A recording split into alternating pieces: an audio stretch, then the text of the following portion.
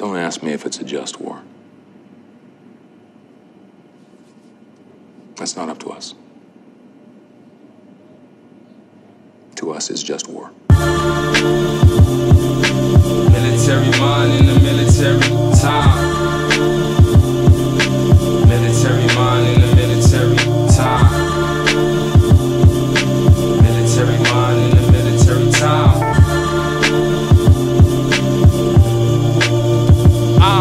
Crossing enemy lines, war morals entangled. Once they show me the ropes, I show you warrior strangle. Separate bodies, 6-degree angles. High caliber grip when he rambles. From his tip, bionic lip equipped with the handles. Could have careers crippled in shambles. It's Bando. Michael Jordan fans know nobody fucking with my ammo. Nightmare to the son of Samuel. Spit with the camels, my energy's camel. Anger I channel, use it like a radical Tamil. Got tried as a terrorist, then my hammer spat at your panel. Weapons are formed, had to dismantle. Handle it manual, left it to God. I'm on the path to a manual. Such a thriller, feel of a life giver. I catch a body, I deliver. You catch a body, you a killer. So I'm not your typical nigga. Every time I rhyme, I pull a trigger. Military mind in the military time. Military mind in the military time. Military mind in the military time.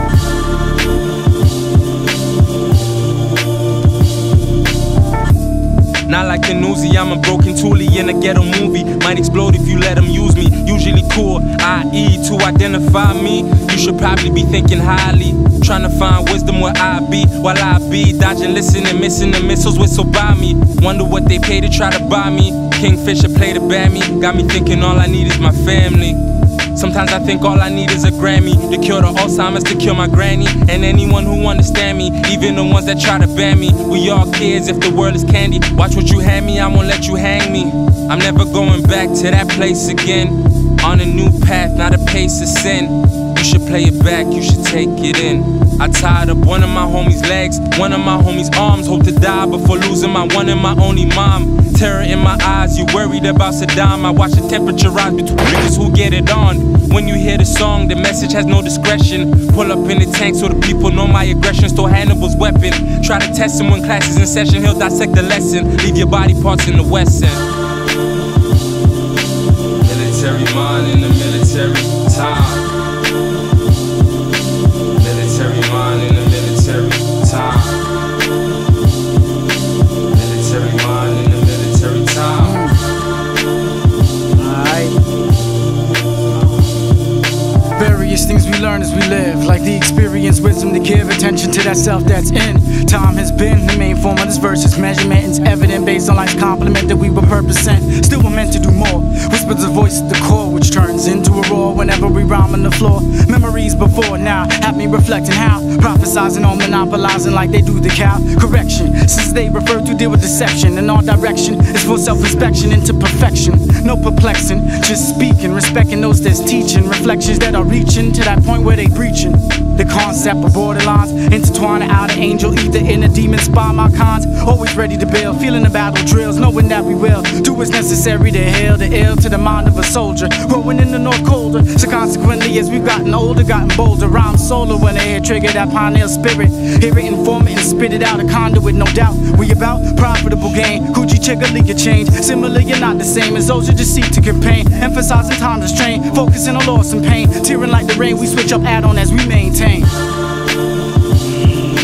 Military mind in the military time. Military mind in the military time. Military mind in the military time.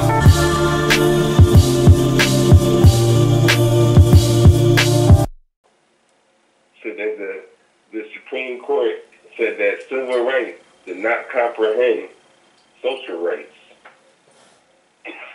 Say that one more time. Say that one more time. The Supreme Court said that civil rights does not comprehend social rights. Exactly. And that's the Supreme Court telling them.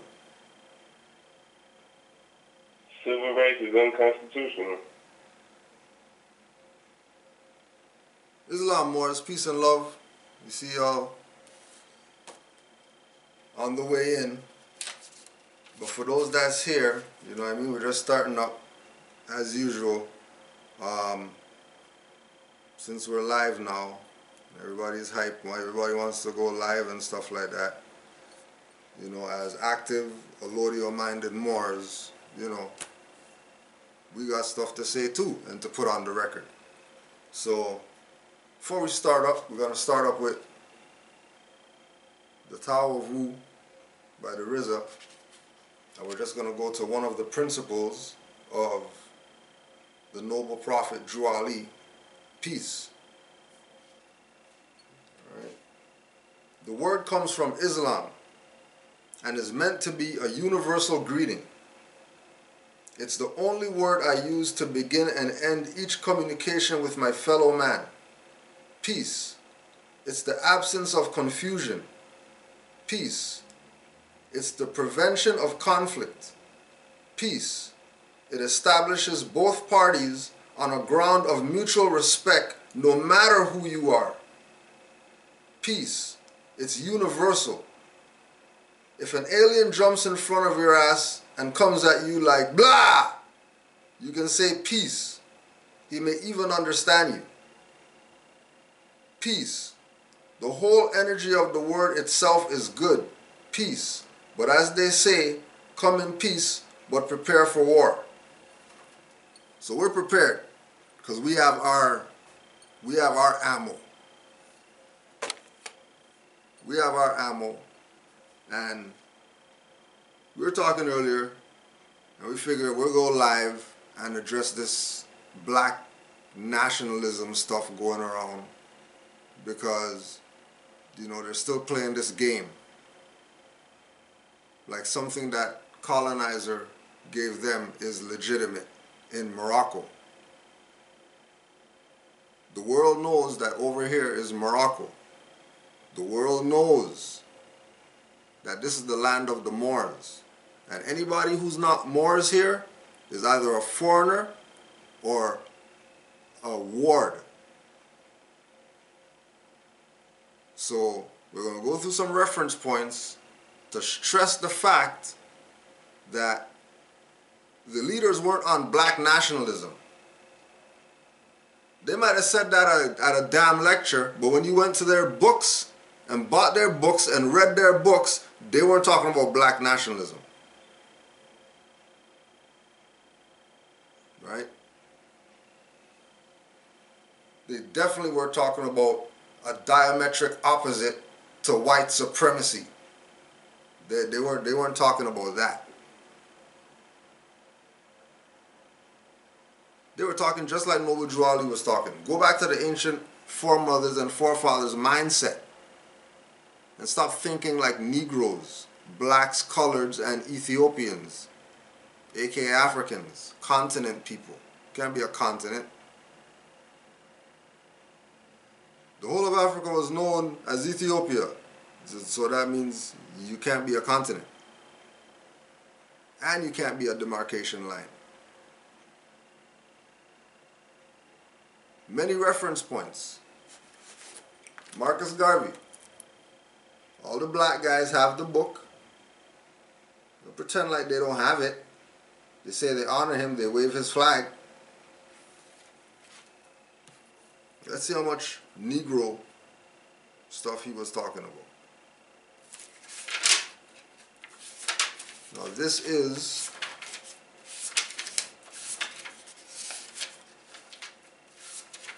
Marcus Garvey writing to the Garveyites.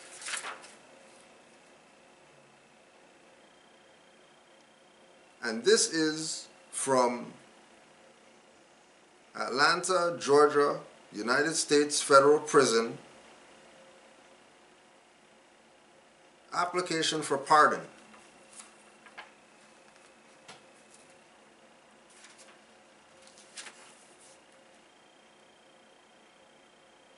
That the Declaration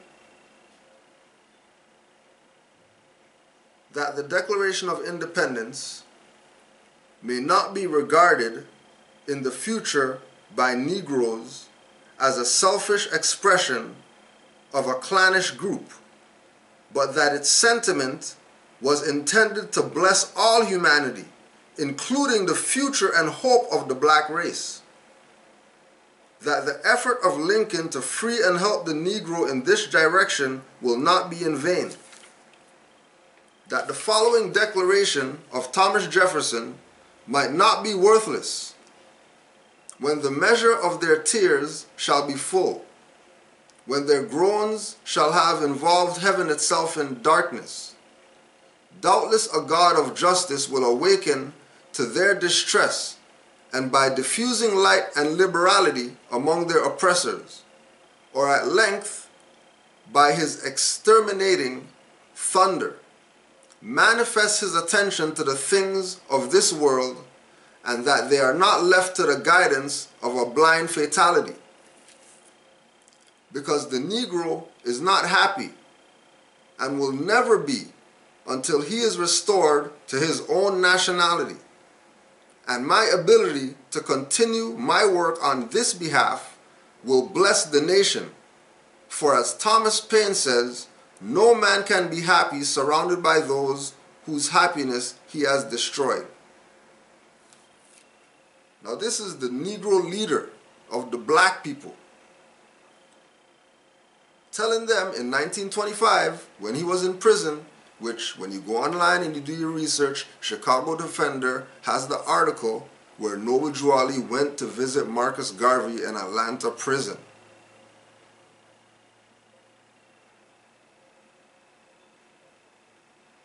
So don't think that he didn't know what was up. If he's telling you the only way you Negro are going to be happy is when you're restored, restoration, right, which means that it's something that's already there. All you have to do is make the claim for that thing. All you have to do is make the claim. That's all that has to be done. What's the claim? That you're not Negro, black, colored. So your nationality can't be black. Your rights can't come from civil rights. Supreme Court already shut that down, so you can't go there. You can't go to human rights because black's not a human. Doesn't identify a being. So there's no nationalism that can apply to that. And we're not talking about cosmos and wombs and Mother Earth. We're talking about our identity, that's all. Don't tell me about blackness of universes and all that stuff, because we're not in the universe conversation right now. We're identifying our nation as black, which is a fraud, which is why it hasn't worked ever since the quote-unquote Black Panthers, who everybody reps. Because when you go check their stuff, they were about rights. They weren't about rights just for dark-skinned people only. They were about rights for all oppressed people, no matter how they look. Why? Because same thing that we read in the RZA book, hip-hop guy book. Peace. No matter who you are, you're going to have to humble yourself to peace. So we're coming on that vein. That we as active allodial Moors, we were black guys. We were African guys. We were Nation of Islam guys, Hebrew Israelite guys, Nuwapian guys. We were all of that. Egyptologist guys, we were all that. But upon further research, you realize that Dr. Ben had a doctorate in Moorish history. Why that? Nobody is gonna, because he said black people in a lecture? Did you read his book? His book said that Africans and Asians and Arabs are Moors. What do you mean black nationalism? You rep Dr. Ben. Rep him. Well, he was Ethiopian. Well, so what? Is Ethiopia in Africa? Yeah. Okay, so if Africans, Asians, and Arabs are Moors according to Dr. Ben, what the hell are you talking about some Ethiopia about? What Ethiopia have to do with anything? How come you just don't accept the fact that Africans and Asians and Arabs are Moors? Isn't that unity? That everybody that way in the unity amongst the whatever. Okay, well if everybody sees themselves as Moors, what's the problem? Oh, but you guys are too busy listening, watching all these clown Moors, all these sellout dirty Moors, and using them as an example for all Moors. You can't do that. It can't be done. Because we know as active allodial-minded Moors that there's dirty Moors, and not every Moor is your brother. And not every European is your enemy. And not every Arab is a sand nigger. Some of them are cool. They, you know what I mean, bring in the back, get the shisha pipe and stuff like that. Because we're Moors. But the only people who don't want it, black nationalism people. Continuing to push this fiction to our people under the guise of liberation when black is not liberating as an identity.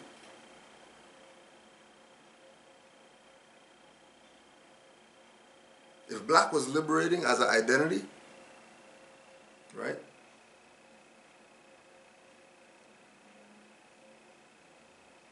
You would let me put you in a glass case with black ants. If black was liberating. And the mirror, don't forget you guys rep the black ant because that ant is the strongest ant and all that stuff. How come you wouldn't let me put you in a case with black ants? It's liberating to be black. Ask those ants. But they're not black, are they? They're ants. And they have a name, species, or whatever like that, that has nothing to do with how they look. It's deeper than that. So as Moors, we always go deeper than that, just to prove the point. And then whoever gravitates is going to gravitate. Whoever's not going to gravitate, they're going to stay ward and, you know, keep repeating this BS that you think this is the first time that you're going through this BS.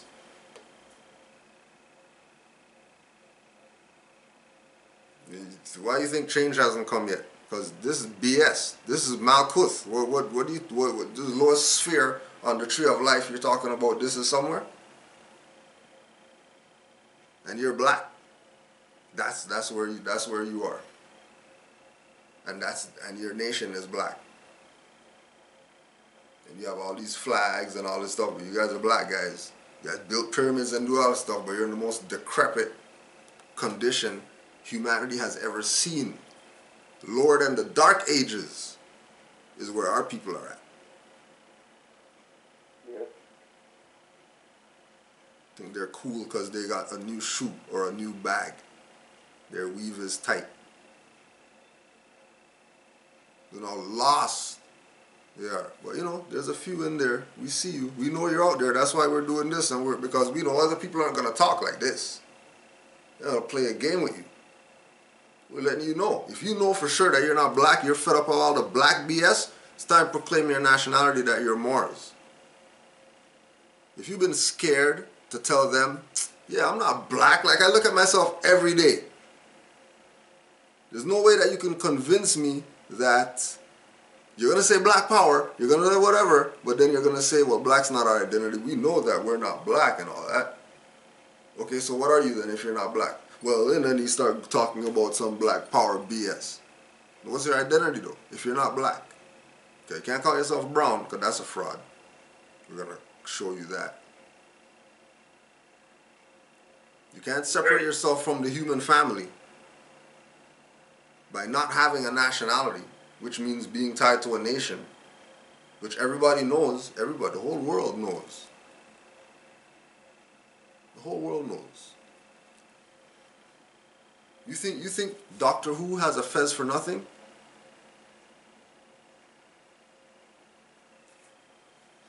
Why?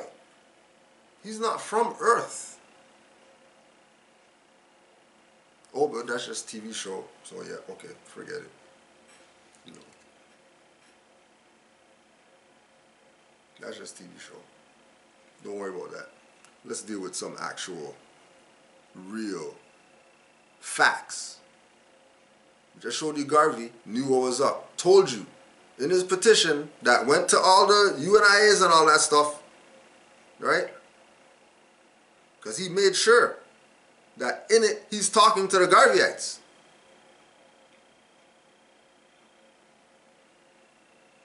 Given the petition for his pardon, and he's telling you the only way you're going to be happy is if you have a nationality. That's in 1925, before they deported his ass. And Garveyites did nothing, just begging the same European white man, whatever like that, president about, well, you need to pardon him because he's Marcus Garvey and he's whatever.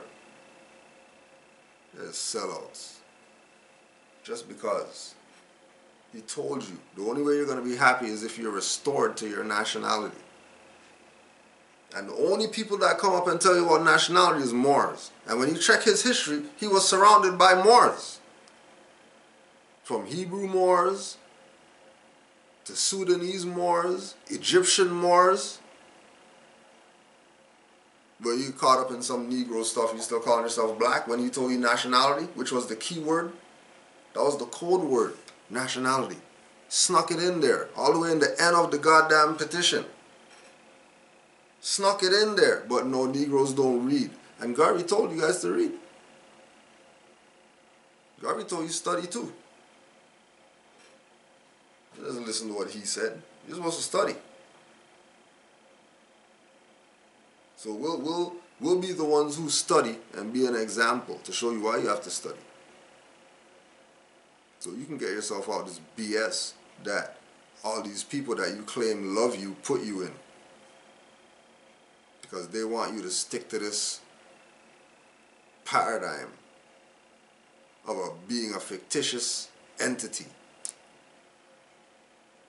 in the world. Other people have nationalities, belong to a tribe or something. Only these people calling themselves fictions, calling themselves adjectives and continents and lakes and all stuff outside the universe that's not even have nothing to do with planet Earth. Calling yourself that, but you're on planet Earth? You're not calling yourself something from here? That's insanity. Yeah. So we're going to help make you sane, only if you want to. Because we're not begging anybody to do anything. We're not begging for you to give us anything for this or whatever. We're just some Moors. We build. And black nationalism came up and we're like, let's beat this thing up. Just for those people who are on the fence, know that it's BS, but their pride, they don't want to swallow. Right? Because their pride is a pool ball. So don't worry, you don't have to swallow your pride. Hold your black pride, but know that that has nothing to do with your identity. Hold your black power, but that's not your identity. Your black supremacy, rep that hard, but that's not who you are. And as soon as you realize who you are, you realize, forget all that black BS. How about just replace black with more? How about that? How about that for unity? Still do the supremacy, still do the power, still do the, but switch black with more. But no, they'll never do that. Why? Because they're part of the dumb you down program. Have you calling yourself an adjective? You know how many children? You know how many children we give Nobel Joe Ali awards to because adults are stupid? because they want to play this black whatever. We're going to give awards to the best people who do something for uplifting our people. And we look out, and all these groups and all these whoever's are just doing black civil rights, 14th Amendment, 15th Amendment, ward of the crown, ward of the state, BS. And the only people who are worthy are the Moorish children, the Moorish L's and Bays who know that they're not Negro, black, colored. They're in their kindergarten school shutting down their teacher. Shut them down. Have them treated like royalty up in there. Now the black, all the other black children there, they even get it. They're even on the bus, coming home from school, building about some Moorish history or whatever. Children on a school bus going home because their friend is a Moor. And he's saying certain things in class and they're like, what? What do you mean? What are you talking about? How do you know that? What are you talking about? Children questioning. And the Moors are on the bus. Remember, we're talking about children. The Moors are on the bus building about Moorish history, going home.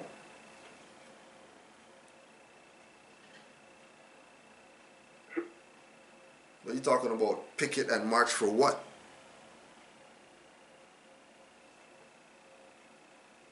But, you know, many are called, chosen are few.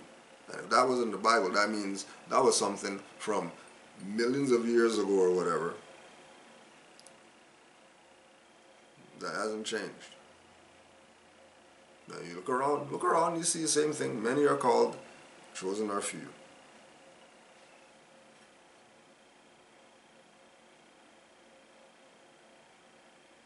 We are a nation. We are a nation of Moors.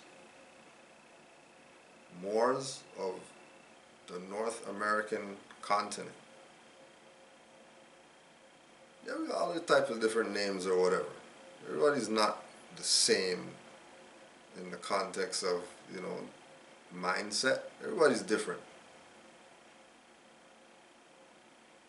But there's something that's weaved between all of them that make them know that we're all on the same mindset, which is where we're going as active Moors. That we're on the same mindset, that me and Moor were building, and then same time it came, yeah, we gotta go live. Let's put out some info, just because we can. Because ain't nobody else gonna put out the info. And the ones who have put out the info, they don't get repped. They parade them around like they love them or whatever, but they don't rep Khalid Muhammad. But he didn't have a bay or whatever. No, he told you that you're a Moor. He said, I'm a Moor too. But you're not Moors though. You're still under black supremacy. And you're really gonna, you know, make it seem like you're not Moors to our people. You know what I mean? Like you look at certain things Moors do and you say, look what happened to the Moors when they tried to exercise their sovereignty. That was one Moor. Imagine 100 people doing that.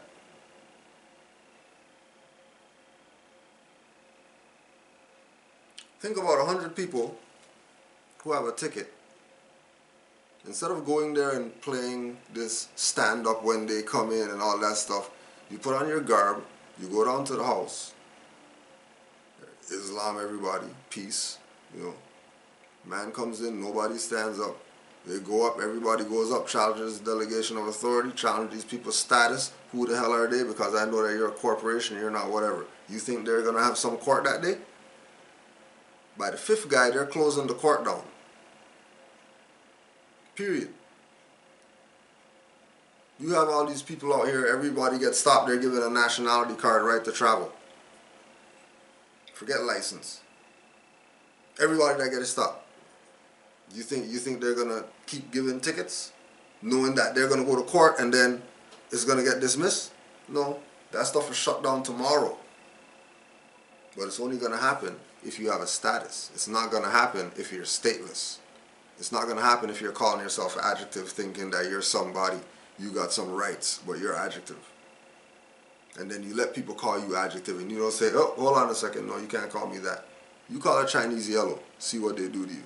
Try it. I dare you. I dare you. Go to a Chinese, Japanese, Filipino, whoever. Call them yellow and see what their response is. And I bet that you won't do it. I bet you won't do it. Just because you already know what's going to happen. So if you know what's going to happen, then what the hell is your problem? What's your problem? Why you still want to be Negro, black, colored? Why you do like Garvey said and restore your nationality by proclaiming it? Alright, so I'm going to pass the soapbox for some more to be put on the record while I go through my stuff to find some more stuff for whatever he's done. There's a lot more. There's a lot. Now, first the problem is what they're calling themselves, black nationalism. That in itself is an oxymoron. Together, that doesn't make any sense. And we're going to go over that, but when we go over that, we're going to use some law dictionaries, some different books and stuff to clarify that. But before we do that, to make a disclaimer, because you already know people say, oh, that's what they say, oh, that's the white man's book. Well, we're going to clarify that, because what we're going to do, we're going to use a modern European, and we're going to see what he has to say about us using literature or dictionaries to determine what's going on. All right. The book is called, Stolen Legacy from George G.M. James. Page 39. All right, we're going to just skip on ahead. In the 8th century A.D., the Moors, i.e., natives of Mauritania and North Africa, invaded Spain and took with them the Egyptian culture, which they had preserved. Knowledge in the ancient days was centralized, i.e., it belonged to a common parent and system, i.e., the wisdom teachings or mysteries of Egypt, which the Greeks used to call Sophia. As such, the people of North Africa were the neighbors of the Egyptians and became the custodians of Egyptian culture, which they spread through considerable portions of Africa, Asia Minor, and Europe. During their occupations of Spain, the Moors displayed with considerable credit the grandeur of African culture and civilization. The schools and libraries which they established became famous throughout the medieval world. Science and learning were cultivated and taught. The schools of Cordoba, Toledo, Seville, and Saragossa attained such celebrity that they, like their parent Egypt, attracted students from all over Western world. And from those arose the most famous African professors that the world has ever known in medicine, surgery, astronomy, and mathematics. Now, that's the disclaimer. So when Moors say we're going to use dictionaries or something like that, well, a modern European is telling you that the Moors, i.e. natives of Mauritania, were the grandeurs of African culture. We have all the knowledge. So when we studied it all over, everybody came to all our schools, and everything to learn from the Moors. So anything that's produced in literature came from the Moors. So when we say we're going to use literature and dictionaries to prove what we're saying, it's not no quote-unquote white man's book. It came from the Moors. So now, black nationalism. Black, well, we know, like I said, is an oxymoron because black is colored. And in Black's Law Dictionary, 4th edition, hold on, give me a second. Color is an appearance. Okay, let's do this again. Black's Law Dictionary, 4th edition. The definition of color, page 331, is an appearance, a semblance, or a simulacrum, as distinguished from that which is real. A prima facie, or an apparent right. Hence, a descriptive appearance, a plausible assumed exterior, concealing a lack of reality, a disguise, pretext. Then it says the court case. So color is fake. It's an apparent right. It doesn't exist. It's not real. So black, which is a color, in law is an appearance, is a stimulation from that which is real. It's fake. It doesn't exist.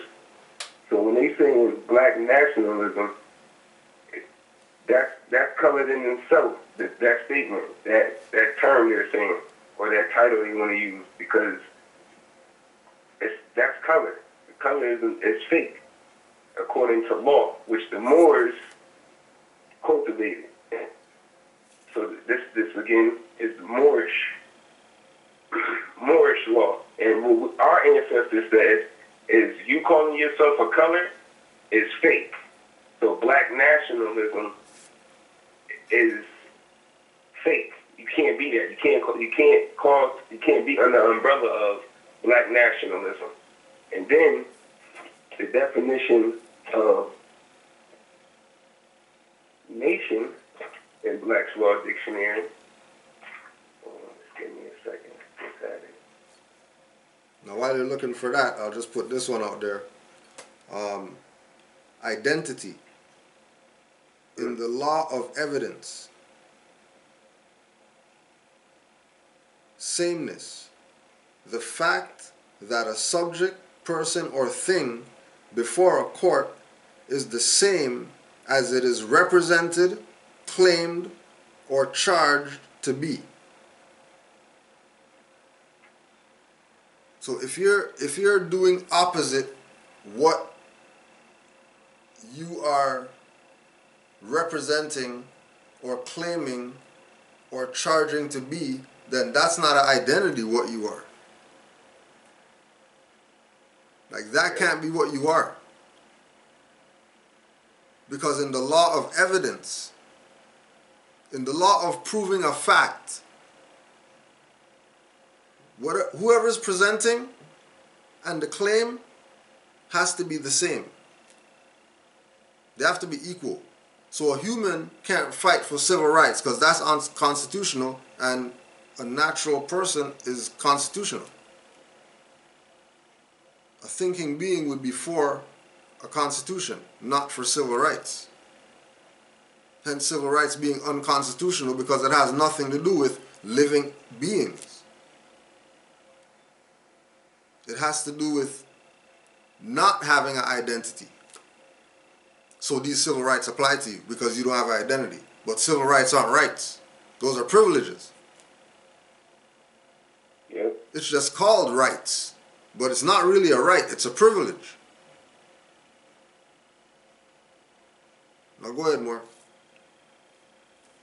Now, a nation in Black's Law Dictionary, page 1175, the words nation and people are frequently used as synonyms.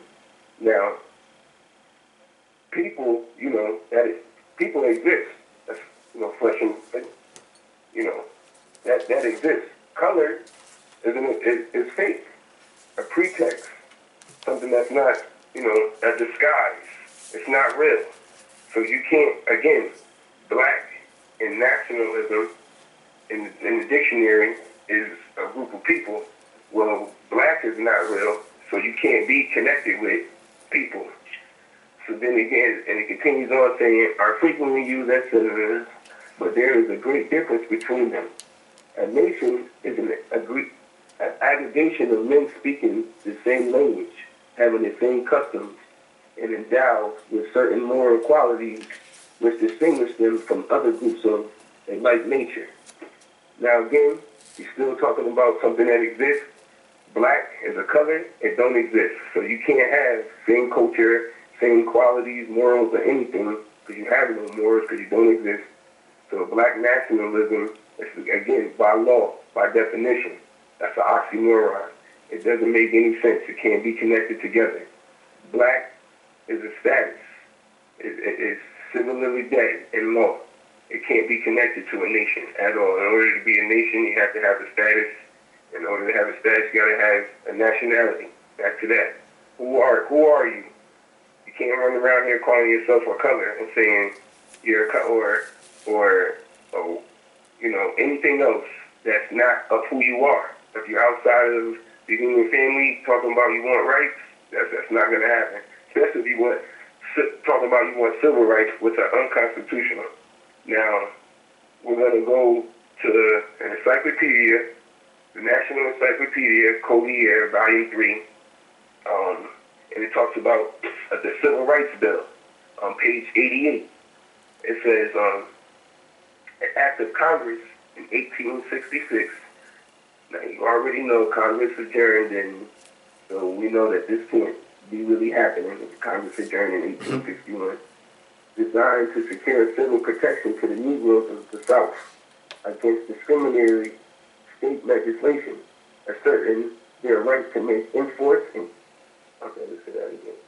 and enforce contracts, to sue, be parties, and give evidence, to inherit, purchase, lease, sell, hold, and convey real and personal property, and to full and equal benefit of all laws proceeding to the security of person and property, as is enjoyed by white citizens, quote unquote. President Johnson, deeming the bill an unconstitutional restriction upon state authority, vetoed the measure after its first passage. His veto was overridden, but fearing the repeal of the act and if the Democratic Party should return to power, Congress repassed the act in the form of the 14th Amendment. Now, what did the prophet tell you about the 14th Amendment? So, to continue on, the act, March 1st, 1875, long advocated by Senator Sumner and sponsored by Benjamin S. Butler, guaranteeing equal rights to Negroes in hotels, public conveyance of amusement, and jury service. In 1884, the act was voided by the decision of the Supreme Court that the civil rights conferred upon the freedom by the 14th Amendment did not comprehend social rights. Your civil rights are not social. If you don't have any social rights, you're not looked upon as human. Don't get any human rights, nothing applies to you. You can't get, like El Haj told you, you can't get civil rights without looked at as a human without human rights. So therefore, and then they try to classify you as 14th Amendment. The only way you can get civil rights is if you're a 14th Amendment, where the 14th Amendment is unconstitutional. So you can't be a 14th Amendment citizen and then want civil rights. Because that's and the Supreme Court says it's unconstitutional. But therefore, they still, in 2018, screaming civil rights. And they're leader guys and, black nationalism screaming that they're going to get their civil rights through the 14th Amendment. That's all colored. That's fraud. Right? And all you got to do is a little bit of research. That's in the encyclopedia I found in my basement. All you got to do is do a little bit of research. I yield the floor.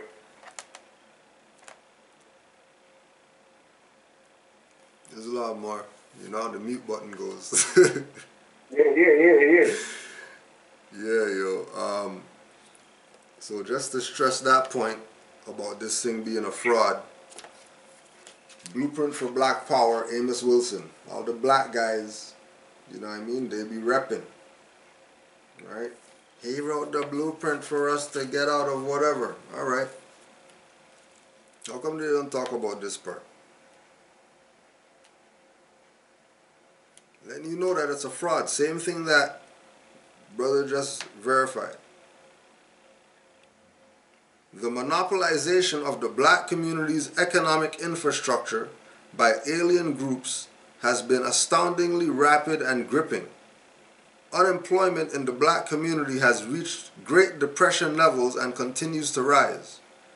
The political clout of the African American community has diminished and is increasingly neutralized by the growing political and economic clout of other minority groups. All of these events, along with others already discussed, have converged to empower Black America. Now we'll just check this too. The political clout of the African American community has diminished and it is increasingly neutralized by the growing political and economic clout of other minority groups. There's no other minority groups. There's only Negroes that are the minority group. Because all the other groups that they say are minority, they actually have a nationality. Because they don't come over here talking about they're from Africa, so they're African American. They have a nationality attached to Africa.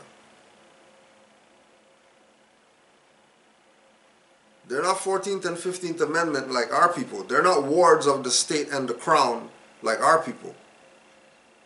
They recognize what their nationality is. All of these events, along with others already discussed, have converged to disempower Black America. In the face of this and other indicators, we must conclude, therefore, that cultural nationalism and black nationalism in general have not yet been able to convert black and African cultural sentiment, black and African history, culture, and pride into tangible black power. In this instance, it has reached essentially the same impasse as that reached by the assimilationism and the black neoconservatism. They all have been unable or unwilling to convert their ideological achievements into programmatic, tangible, bankable, economic imperatives for Africans in the Americas and across the diaspora. Why? Because they're classifying themselves as something stateless. So no matter how much energy you put behind that thing, it's going nowhere. You put all the energy, you can put all the time, you can put all the finances behind that all you want. It's going to go nowhere. And people look at Moors and say, no, that's individual progress. No, whatever success I get, that's for the nation. That's not my individual. That's why these people could have communities, because they have a nationality. And they know that if they become successful, they have an obligation to build a school in their community. They have an obligation to build a whatever the religion is and house of God that they're supposed to have. They have an obligation to do that. Because they're part of that family. They're part of that conglomerate that calls themselves whatever the nation is that they say that they are.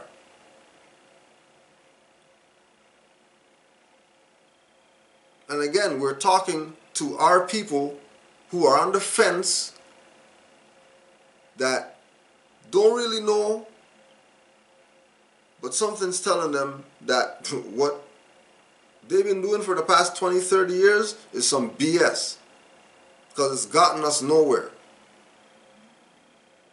And it's ended up, like Brother Amos Wilson said, it's ended up that they're in the same position as the assimilationists and the neoconservatives of the quote-unquote black people. the one that had the actual real deal, functional, working program that would assist their people, even that failed. Why? Because all of them classified themselves as something stateless.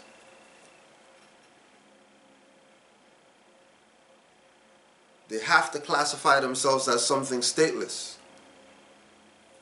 If they don't classify themselves as something stateless, then it means that they have to be responsible. It means that you can't go to the white man and get a check anymore.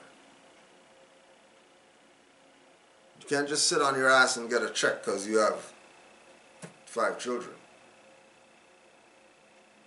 Because the husband left and all that type of stuff, because, you know, he's a jerk.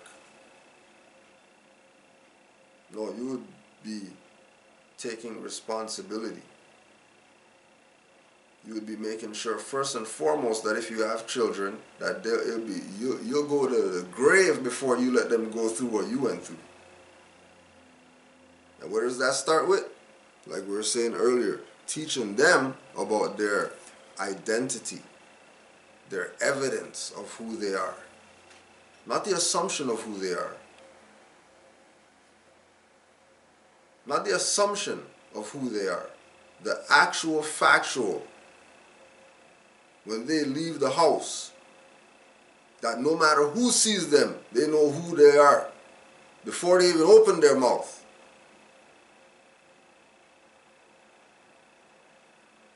There has to be some of you people that are unconscious Moors. That's what we call you, right? People who pretend like they're not Moors. We just call you unconscious Moors because we know that you're Moors. You call yourself whatever BS you want, but we know that you're Moors. And really and truly, if something was going to go down, do that his finger on the nuke button, and they said, yo, Kudro, we're going to nuke all your brothers that live in ghettos right now. We had bombs in them and stuff like that. Anybody who lives in a ghetto, we're going to push this button and all the ghettos will be freaking obliterated. And there'll be no more black people.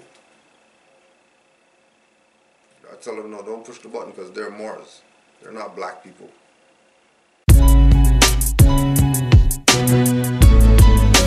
More lives matter. It seems like black lives don't matter. More lives matter. Shot in the back, running or choked out to death on the corners. Mistake this taser for his sidearm, says the coroner.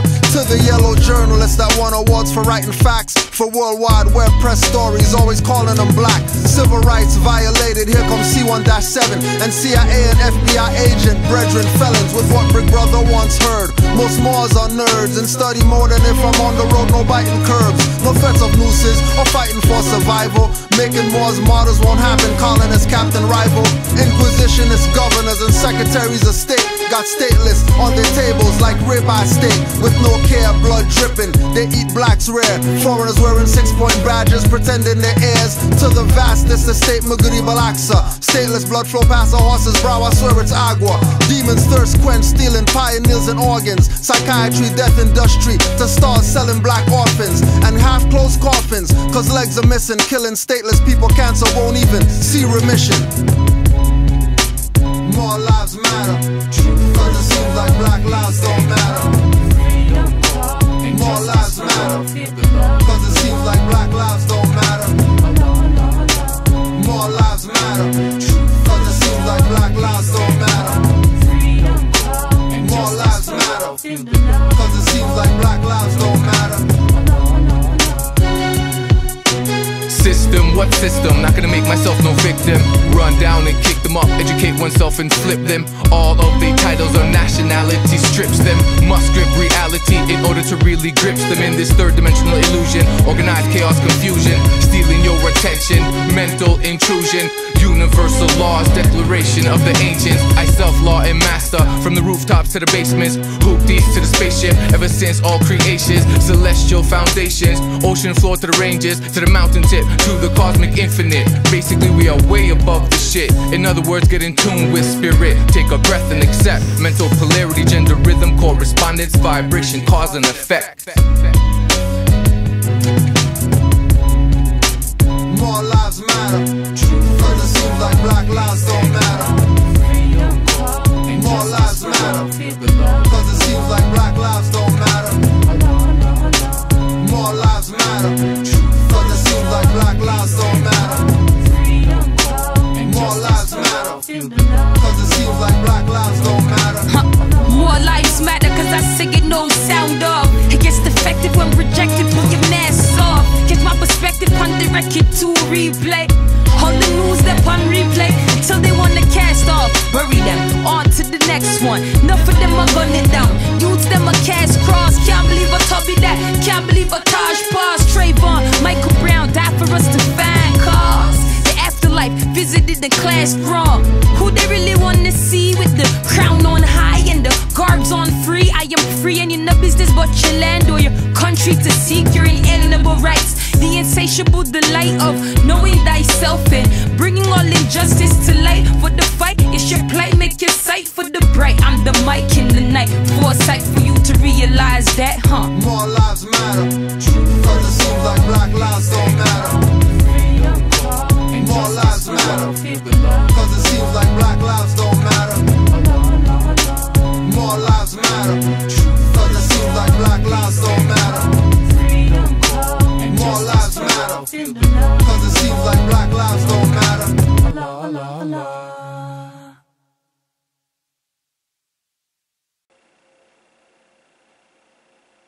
They think that they're black people because they've been taught by people who thought they were black people, and they were taught by people who thought they were black people, and it goes down the line because that's a slave mindset. That's a Slavic mindset. Because the black people are really the pale people. If you go look up the etymology of black, that's why, if you go check, there's an alkaline water called black. BLK. But it's water though. You can see through the glass. It's not dark, but it's called black. Alkaline water. Look it up. See if I'm lying. Islam to Sister Selkit, who dropped that one.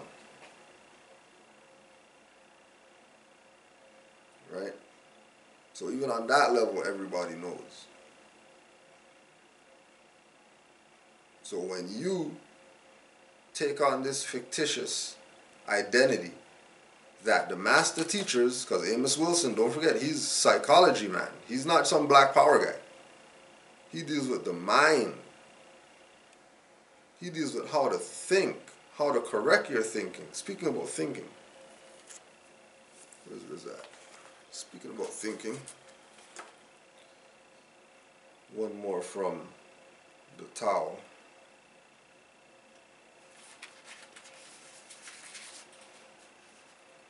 The art of listening. A man thinks 7 times before he speaks. It's harder to make the glass than break the glass. The art of listening. If you're not a Wu-Tang fan, it's okay. You can get that book. It has nothing to do with Wu-Tang.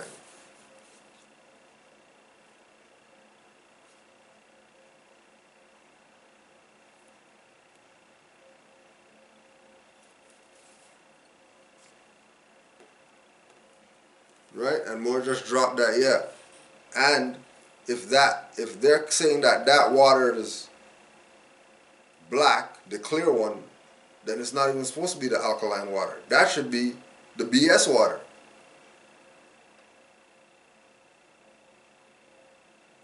Because we know that black is a fiction.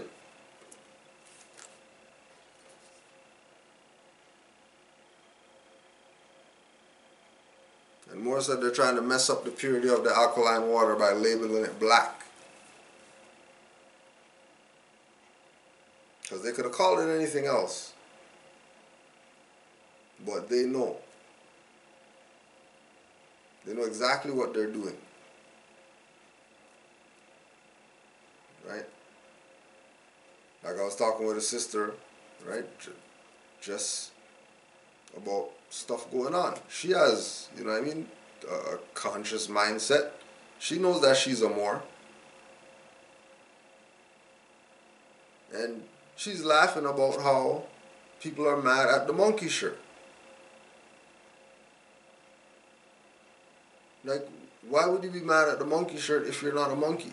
If you're a monkey, maybe you might be offended that, you know, they're using your image, making fiat, and they're not coming to give you anything, but they have you on a t-shirt, selling it all over. They're H&M, they're big time like that, and they're using the monkey image.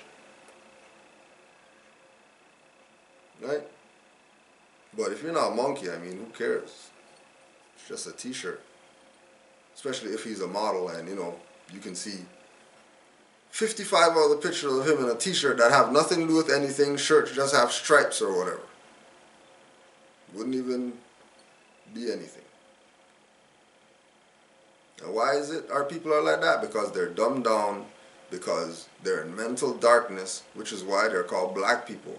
And then they accept that they're black people, which again goes back to the whole, you're not that. So your nation can't be that. Your nationality can't be that. Even though they know that that's not their nationality, they're going to start bringing up, well, I don't want to be a Moor because of religions. Because I don't want to tie myself to a religion. Or I don't want to be a Moor because, you know, that's an organization and Moor Science Temple, and they start talking about that. What are you talking about Moor Science Temple when we're talking about nationhood?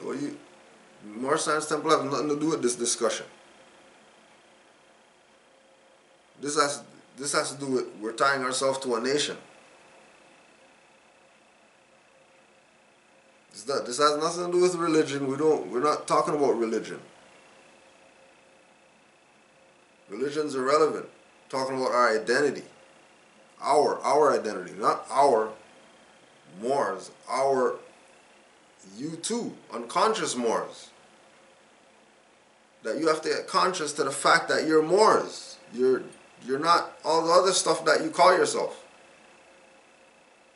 Now, if you say that you're Moors, then you call yourself whatever you want, because that won't be your identity. That wouldn't be your identity. So if you're a Moor and you think black power is where it's at, then hey, you know, black power. You got nationality? What's your nationality? I'm Moor. All right. We'll watch you run the treadmill of black power like a dummy, because, you know, you'll be a fool to be Moor and not say more power instead of black power. Like, why would you say black power if you're not black? I mean, come on now. Let's get real. Right? So while I look for my other link, I know he's been over there looking for stuff. There's a lot more.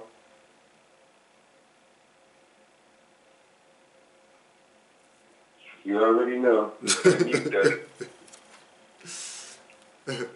already know. Already know.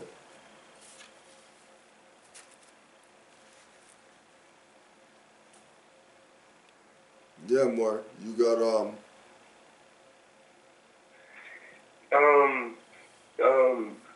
just give me a second. I found something, but I just want to make sure I got the right thing. All right. If you could just keep going. Yeah, while you do that, all right, we'll go here.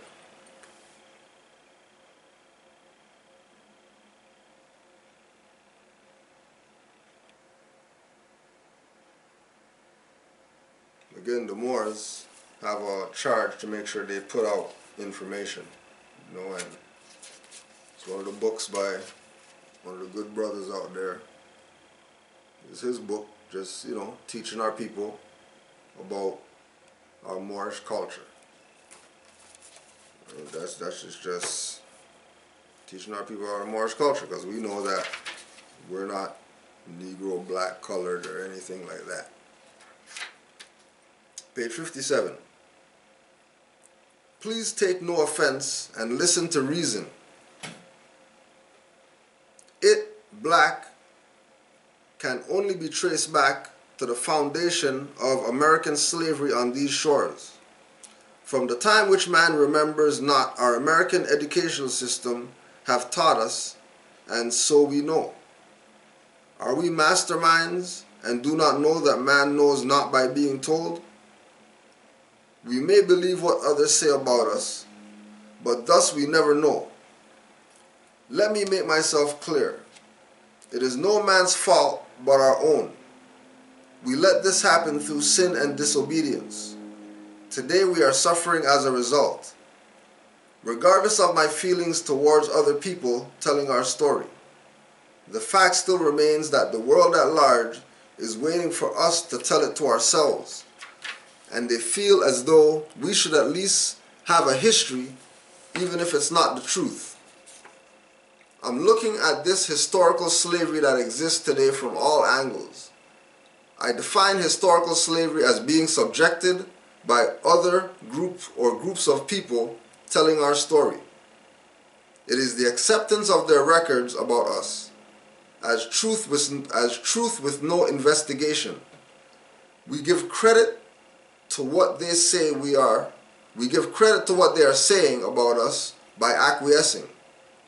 When we allow others to dictate our history to us, for us saying what it is and what it isn't, we are simply doing what the second generation of slaves have done.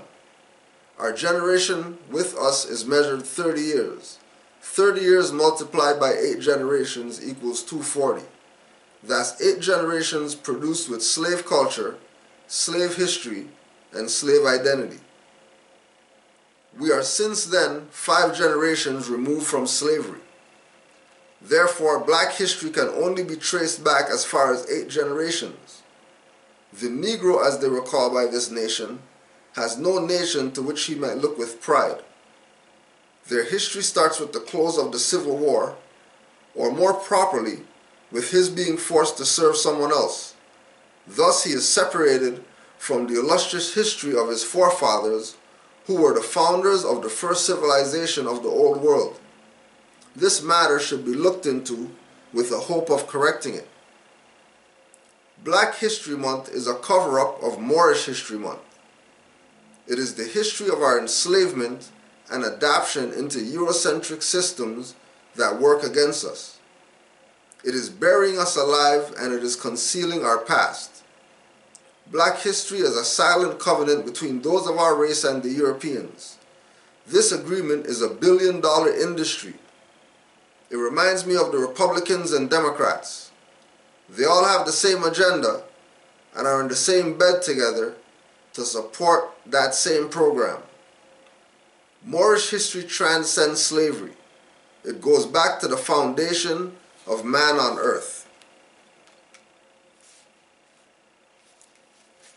Moorish World History, Virginia edition.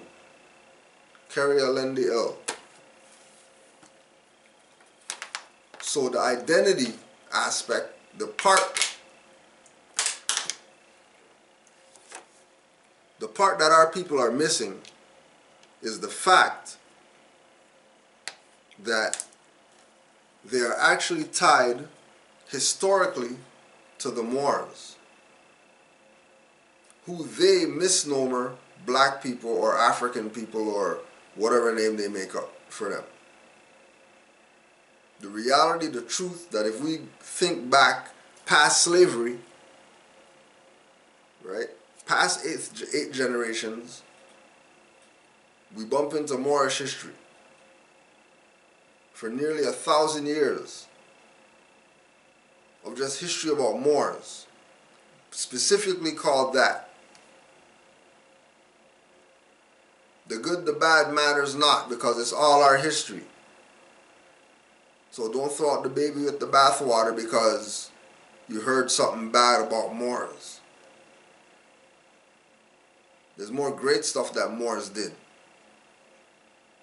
than negative. Moors had a greater impact on civilizations for the positive than the negative. So don't throw away your birthright because you heard some of your black leaders talk negative about Moors. because there's just as many that talk positive about it, or more.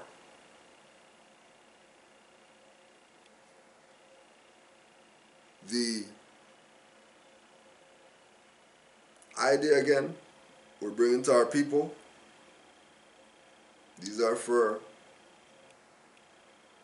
the color of identity supremacy people. These are the, we don't know what to call ourselves, supremacy people, who are a diametric opposite of their enemy, which is white supremacy. When white and supremacy doesn't even equate. Because what they're calling white supremacy is really domestic terrorism.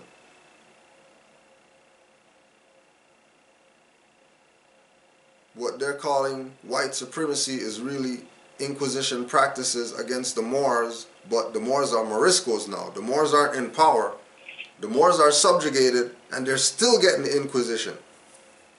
Yeah. Just because they choose to say subjugated, opposed to do like Frederick Douglass, ask that free black, hey, I'm a slave, could I borrow your free man papers? I just need to go to New York, I'll be back.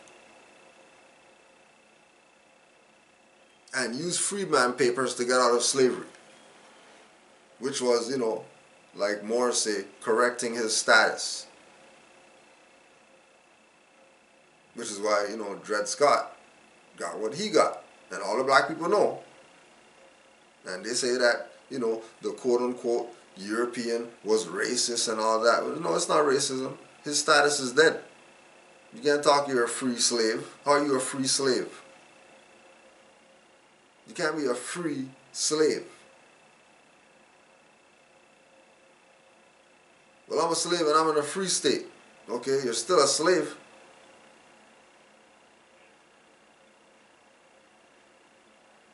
And there's no way that you're in a free state if the name you have is your master's. There's no way you're in a free state. You're clearly in a subjugated state if you're identified by what master said. And remember, Dr. Ben again said we were calling ourselves Moors. So somebody else called us black people. We didn't call ourselves that. Like they always like to go to, well, Kemet means black, and Egypt means black, and roti means black, and rice and chicken means black, and KFC means black. Everything means black. How come everything means black? Stop the foolishness. Stop the foolishness. We have an identity. We have a status. We have a nation that we can call our own.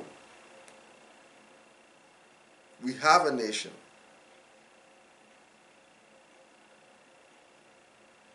The same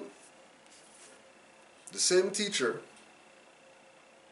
that I told you the other day that had dependent on these, what is that? Moriah Nation, right?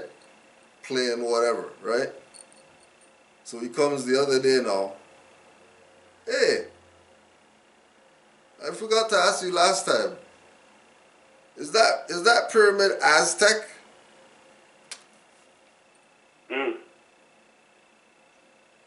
No. This is a European. Right? This is a European. He sees a pyramid with an eye at the top gleaming and didn't say that's Illuminati like everybody else. All the other dummies or whatever who see it, that's their first question. Are you Illuminati? Yeah, I'm Illuminati. That's why I'm just wearing the secret society thing just in the open because I'm Illuminati.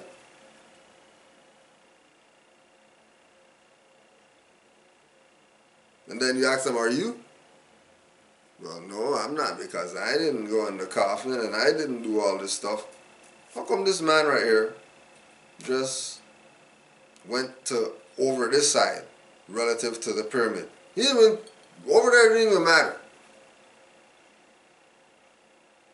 Like Dick Gregory said, he didn't even go over to the dusty ass pyramids over there in Egypt. He didn't even go there. Because that ain't nothing.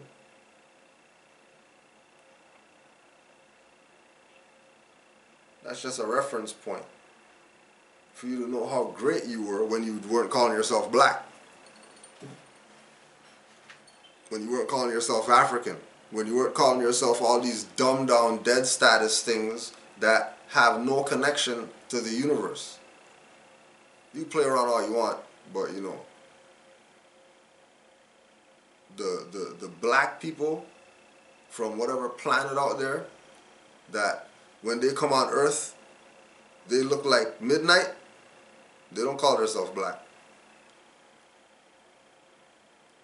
They come from a planet, they call themselves whatever Ian. Never, ever call themselves. They came from the black nation. Never. And just like Rizza said, if an alien comes down here and you say peace to the alien and the alien recognizes what's up, then that means the alien recognizes Islam, because peace comes from Islam.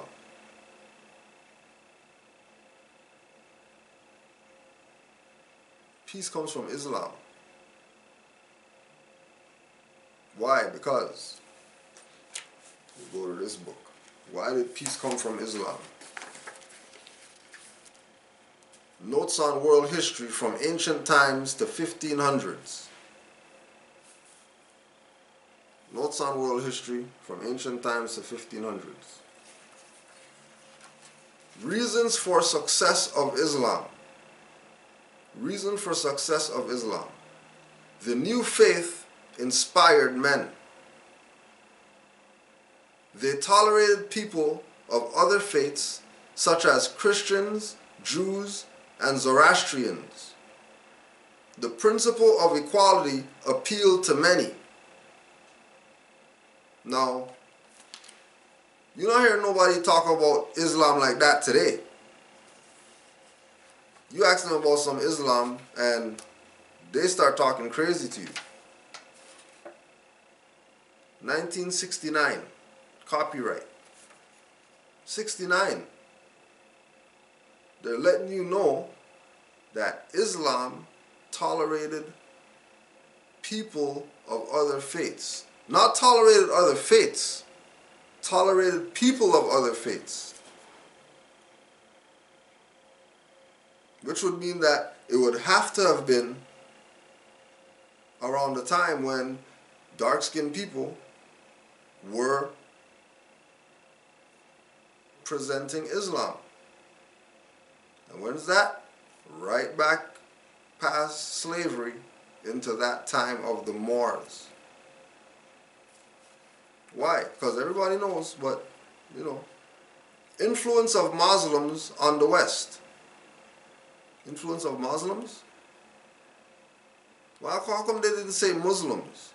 Remember, this is 69. You punch up reasons for success of Islam and see how much Muslim reference you find, and all this stuff having to do with nothing relative to who these people really are. Moors. In philosophy and science, based on the ideas of Aristotle, they had their greatest influence. Right? Who did Aristotle learn from?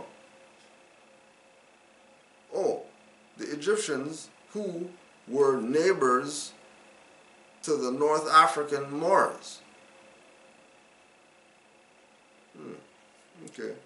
But they got it from Aristotle though. So, okay. So the people in Egypt and the people in North Africa had no connection before Aristotle. He was the first link for them. They first showed the West the value of the idea of zero.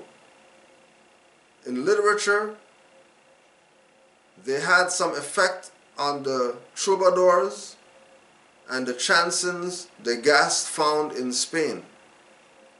Their most famous book beside the Quran is the Arabian Nights. In the arts, they did excellent work in metal, in silk, in leather, and especially in rug making. New products brought to Europe by the Arabs include lemons, strawberries, dates, cotton, rice, sugarcane. New process introduced include irrigation of crops, use of fertilizers and crop rotation. In industry, their swords, Moroccan leather, Arabian horses, and Oriental rugs all became very popular and helped to foster trade with the East again.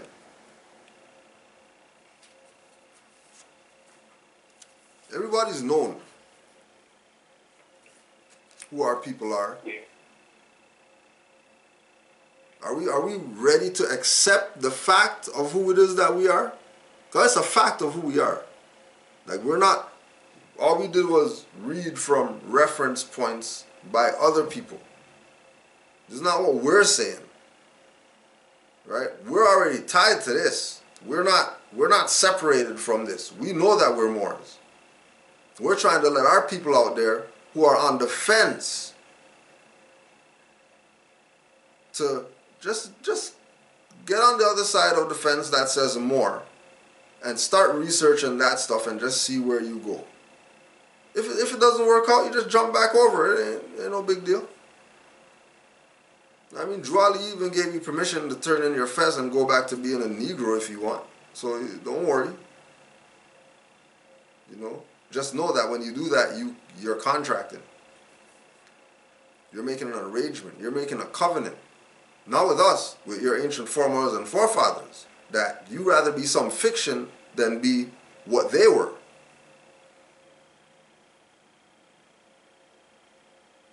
Which is a sin.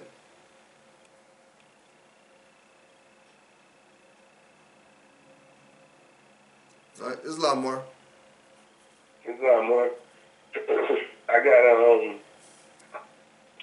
I got a book for the reference point. It's called speaking of the Black Nationalism.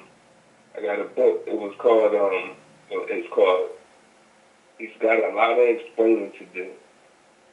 The Black Woman's Guide to Understanding the Black Man by Shirazad Ali. Or they know her. I don't know. I just picked it up. I saw it. You know, I go thrift shopping all the time. I just saw it. I flipped through it, and she was talking with Ali, and I was like, okay, I'll get it. So I'm gonna go in, but this ain't the part about Noble Ali. This is chapter 2. It's titled Identity. Mm-hmm. But again, it's called The Black Woman's Guide to Understanding the Black Woman by Shirazad Ali. You spell it, the title is Shahrazad Ali. Yep, well, they know her all right. They definitely know her. Okay.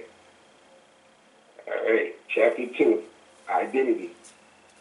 It says, trying to identify the black man or to get them to uniformly identify themselves is quite complicated.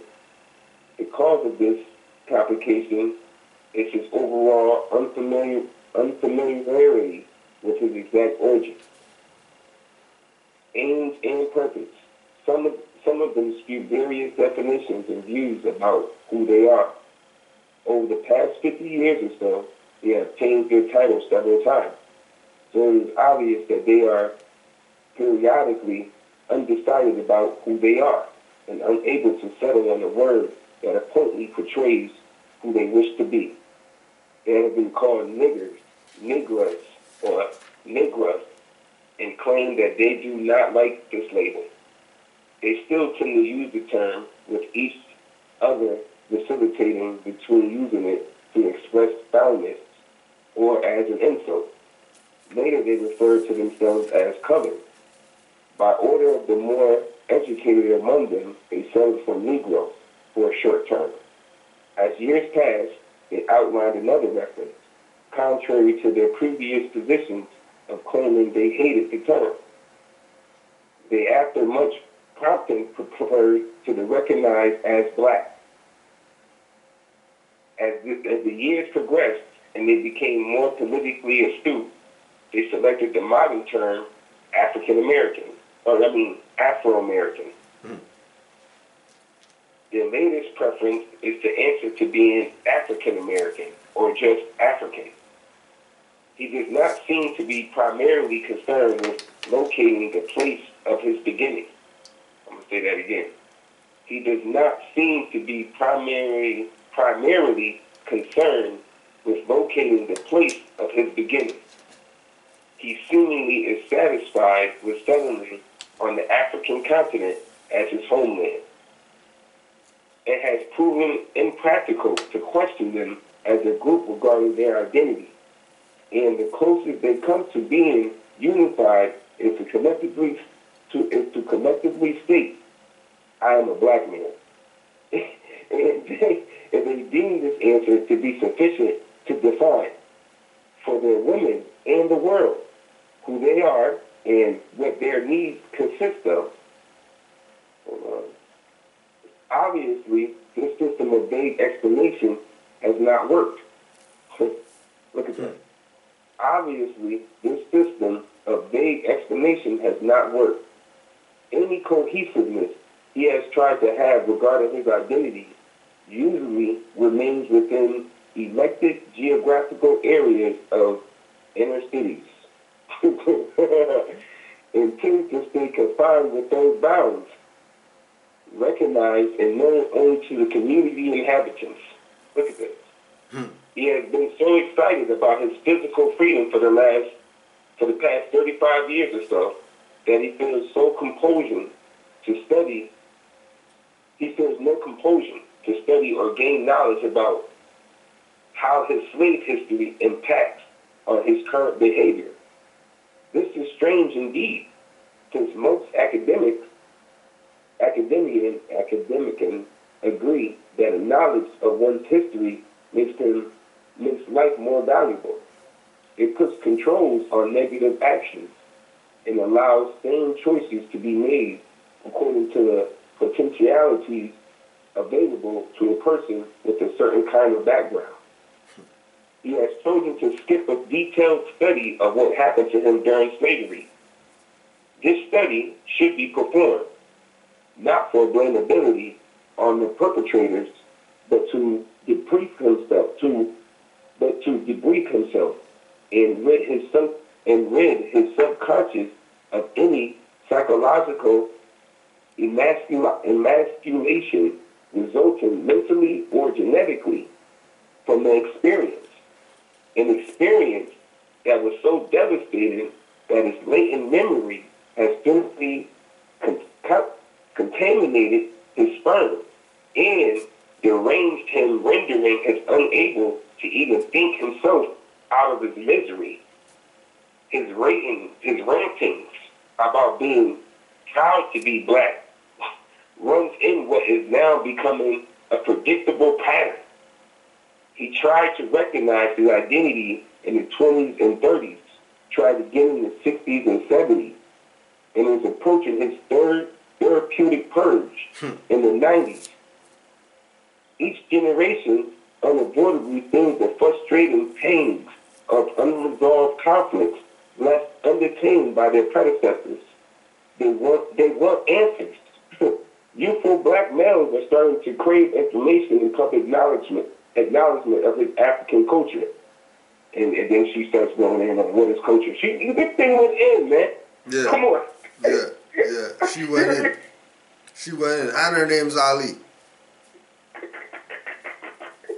And her name's Ali. Right? Okay. Exactly. Okay. She said it all. Everything that they, the reasons why, which I was named, everything. I know they know who she is. They have been called niggers, nigras, nigras. They claim that they do not like this label. They still tend to use this term though. That's what she said. They still tend to use it. She was going in. Yep. Letting them know. Letting them know. He does not seem to be primarily concerned with locating the place of his beginning. Does not Talking seem. about he's comfortable being labeled a community inhabitant. What is that? A community what? What do you mean? A community inhabitant. And a community inhabitant. That's a new one for minority. A community inhabitant. Because remember, it's not really a community because there's no common unity. Nope. There's zero common unity. The only time there's common unity is when it's time to get some fiat raping their people. Nope. The only time it's unity when let's keep our people dumbed down, not knowing about their true history and keep coming back to us to get the same BS for this 10, 15, 20 years, same BS they're telling you. You don't realize that they're playing you yet. You don't realize yet that they played you. Because really you're Moors. And it's an undeniable fact. Sis even said it. Failure to even want to consider who your ancient foremothers and forefathers are. You don't even want to know. All you want to know is who's the best rapper, who's the best ball player. All these modern people. Yep. That's what the whole book is about. Crazy. Crazy. This study should be performed not for availability on the perpetrator, but to debrief himself and rid his subconscious of any psychological emasculation resulting mentally or genetically from the experience. You guys don't even do that. Yep. An experience that was so devastating that its latent memory has seemingly contaminated his sperm and deranged him, rendering him unable to even think himself out of his own misery. Unable to think yourself out of your own misery. That's crazy. Remember a movie with the brother in the hole? Remember? Getting his own ritual on him with the teacup. His own ancient ancestral stuff, right? Just go check Canaanland Moors, right? For the Black Mama or Moorish Oracle class. We put everything on the record about them doing readings with tea, our ancient foremothers and forefathers. And then she did the teacup ritual on the Moor and put the Moor in the hole. I read that part again that you just read. She said, this study should be performed. Okay, she says, an experience that was so devastating that its latent memory has seemingly contaminated his sperm and deranged him, rendering him unable to even think himself out of his own misery. His rantings about being proud to be black runs in what is now becoming a predictable pattern. But hold on. Says he wants to reclaim his righteous character. So what is character? Character is gradual process of development guided by a specific attitudes, philosophy, ethics, and clear sense of right and wrong. It must be first planted in the individual by the mother and cultivated on a daily basis. It is preferably should be endorsed by the father and recognizable in the surrounding community. The black man has not had the benefit of these interpersonal systems.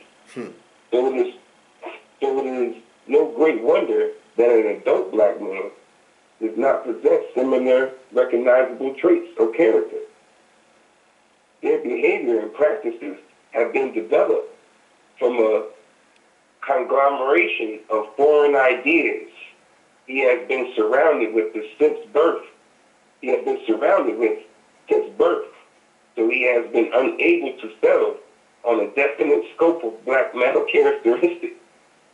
And he has wasted an entire generation being indecisive and unorganized, resulting in no establishment of traits for himself or his now unruly offspring. Instead, he has spent the last 40 years trying to work himself and mate while experimenting with opposite ideas. He spent money on the side trying to have a good time. And all this stemming from not having an identity. Yep. All this stemming from not knowing who your ancient foremothers and forefathers are. What do? You put yourself in sin. You put yourself in sin. You guys straight out the guys of Europe. She says the behavior and practices have been developed from a conglomeration of foreign ideas. That's what the prophet said. You guys are straight after the gods of Europe. Yep. You're foreign. Yep. Same thing. Exact same thing. Exact same thing.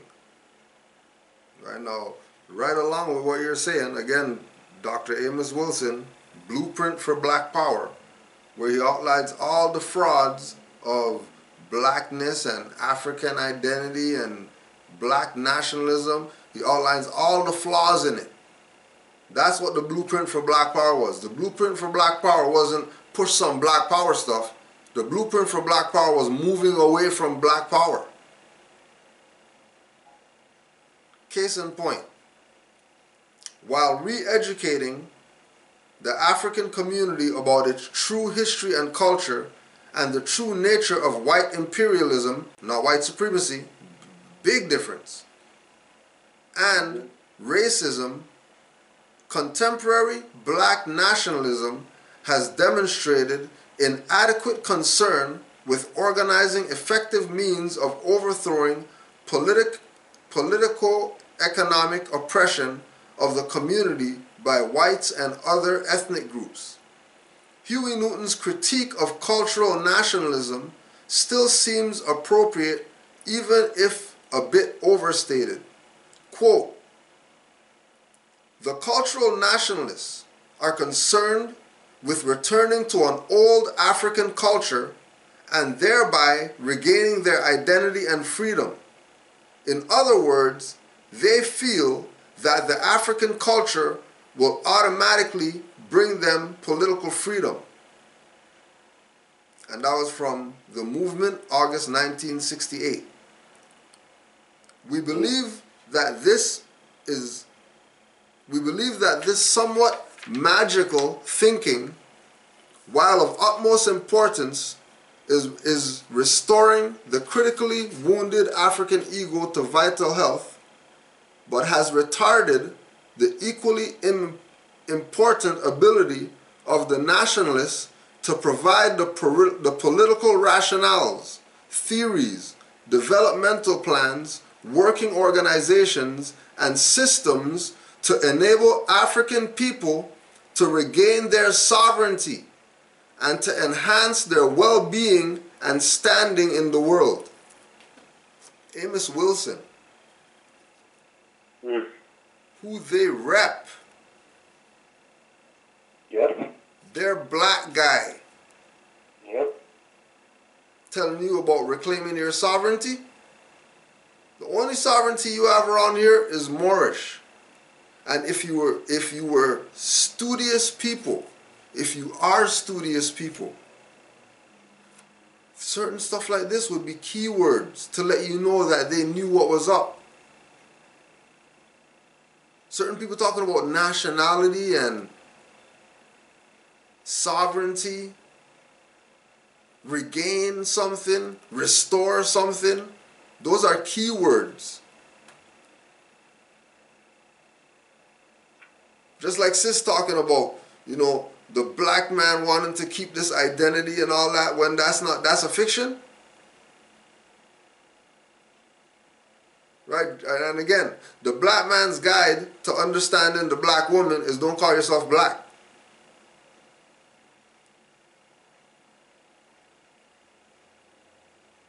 The blueprint for black power is it's not about black power. It's about sovereignty.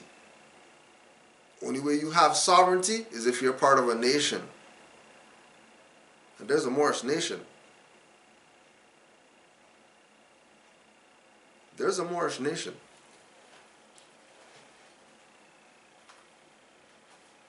There is a Moorish nation. That is something that's real. Right? Peace, more. Peace. What you got?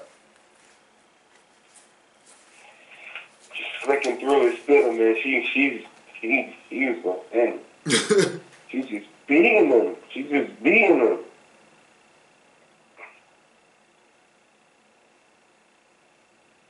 Okay. Okay.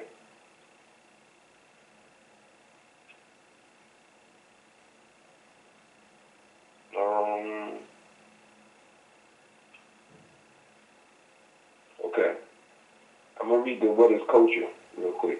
What is culture? Some say culture is a system of preserving historical social ideas, traditions, memorabilia, and basic principles by which a people live. Culture contains rights, qualifying, tests, and other values passed from one generation to the next, who are emotionally connected by nationality, including skin color. Culture serves the purpose of functioning as a moral compass to direct and monitor people to keep them on the right track to preserve their ideas. Using this definition, it is plain to see that the black man is not earnestly trying to adopt his culture. In fact, he is far from it. His definition of culture has become a stew pot filled with smorgasbord of unharmonious ideas and practices that so far have only inspired a few black men to wear African clothes, a Kent cloth scarf. Oh, she even put feathers.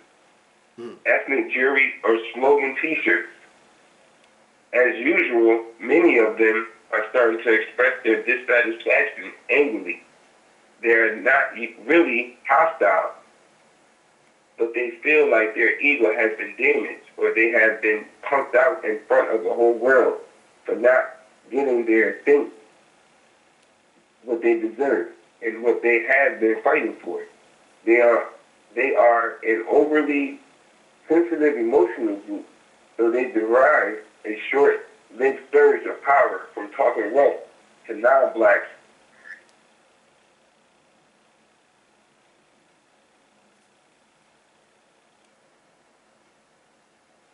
Peace, more. You're not there. No? No, you pushed something. Hold on. Yeah, I can hear you on my freaking. Oh. All right, go ahead.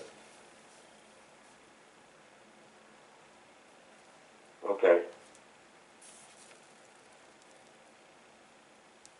According to this study, the biggest breakdown of any sensible character values, as vague as this may seem today, occurred in the 60s.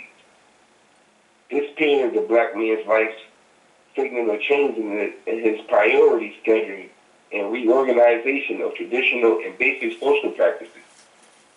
Let it be noticed to him, the 60s also provided him with the last platform he would ever have to design plans to ensure he and his family have having prosperous and praiseworthy future, and he blew it.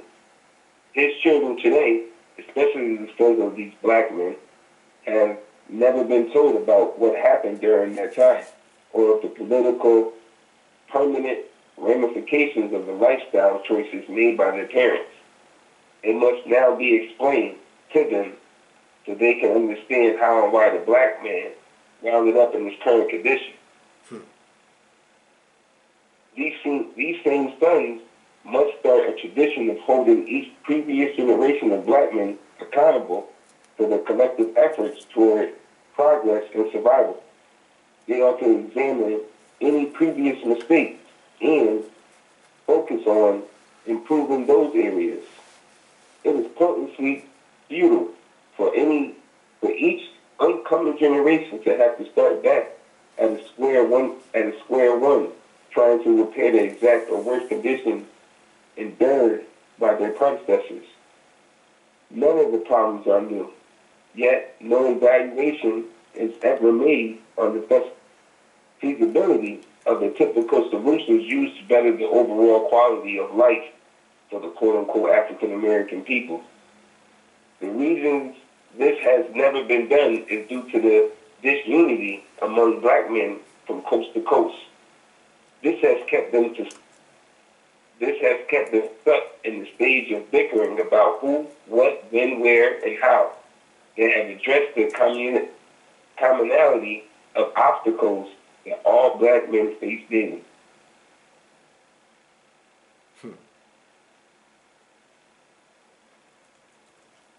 Sister going in, mad.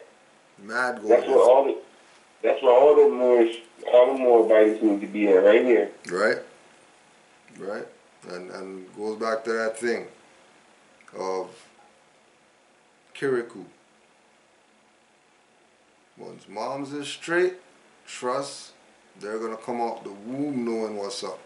They don't need classes and all that stuff. Class for what? They're going to come out knowing what's up.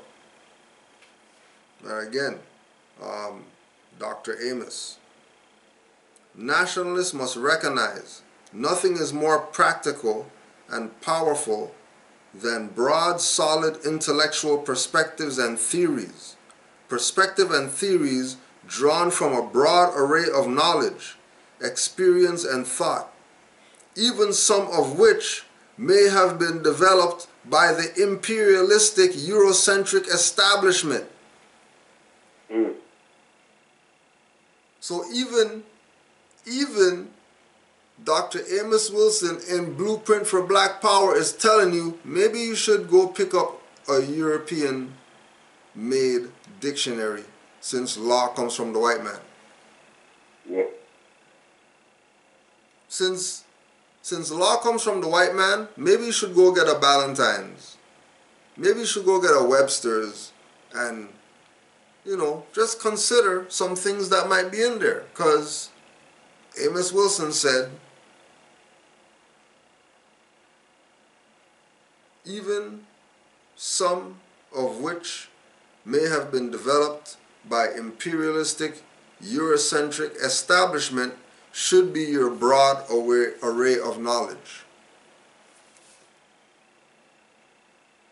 Why don't you listen to the good brother? All the people who screaming black power, all the black power screaming people that are really down for that, why don't you listen to what the doctor is saying, since he's a mind man. Consider that maybe he knows what he's talking about. Maybe he just knows what he's talking about. Maybe even though he wore suits with just like a kente cloth around his neck or a scarf or whatever like that, you know what I mean? Maybe he was a little bit higher than people really thought at that time. Maybe certain things had to be considered a little bit deeper. Just like with that book that Moore's reading. That book's not a new book. That book been around when we were black. Mm-hmm. That's not the book that just came out yesterday. When we were black, that book was around. And look, it wasn't until that we're Moors that we're actually taking in what she's saying in that book. Yeah, she wrote it. And we read that book already. It's not like we never read the book. But what happened? Because your status is black, everything goes over your head. You miss everything. Just because your status is black. Just because your status is, I'm for some conscious whatever. Just because your status is not on nationality and birthrights, you're disconnected from the information spiritually. You read it, you see what you're reading, you know what the words mean, but it's not vibrating from your mind to your heart. It's just info. It's just info that you have. You have 18-hour PowerPoint, but everybody's leaving the lecture dumb like when they came there. Yep. Because all you're doing is reinforcing the same fiction over and over and over and over again. Then you get on it because you figure, hey, I guess this is what we are. And then you start missing the whole point of everything. I was saying, it wasn't until that I was a Moor that I read this Blueprint for Black Power book. Just to see. Hold on a second. This man he had books about how our people are going to psychologically correct themselves and stuff like that. Okay, hold on a second. And he has a Black Power book? Let me just go back and check. Because as a black guy, we repped some Amos Wilson. Amos Wilson was a scholar when we were conscious. He was a scholar.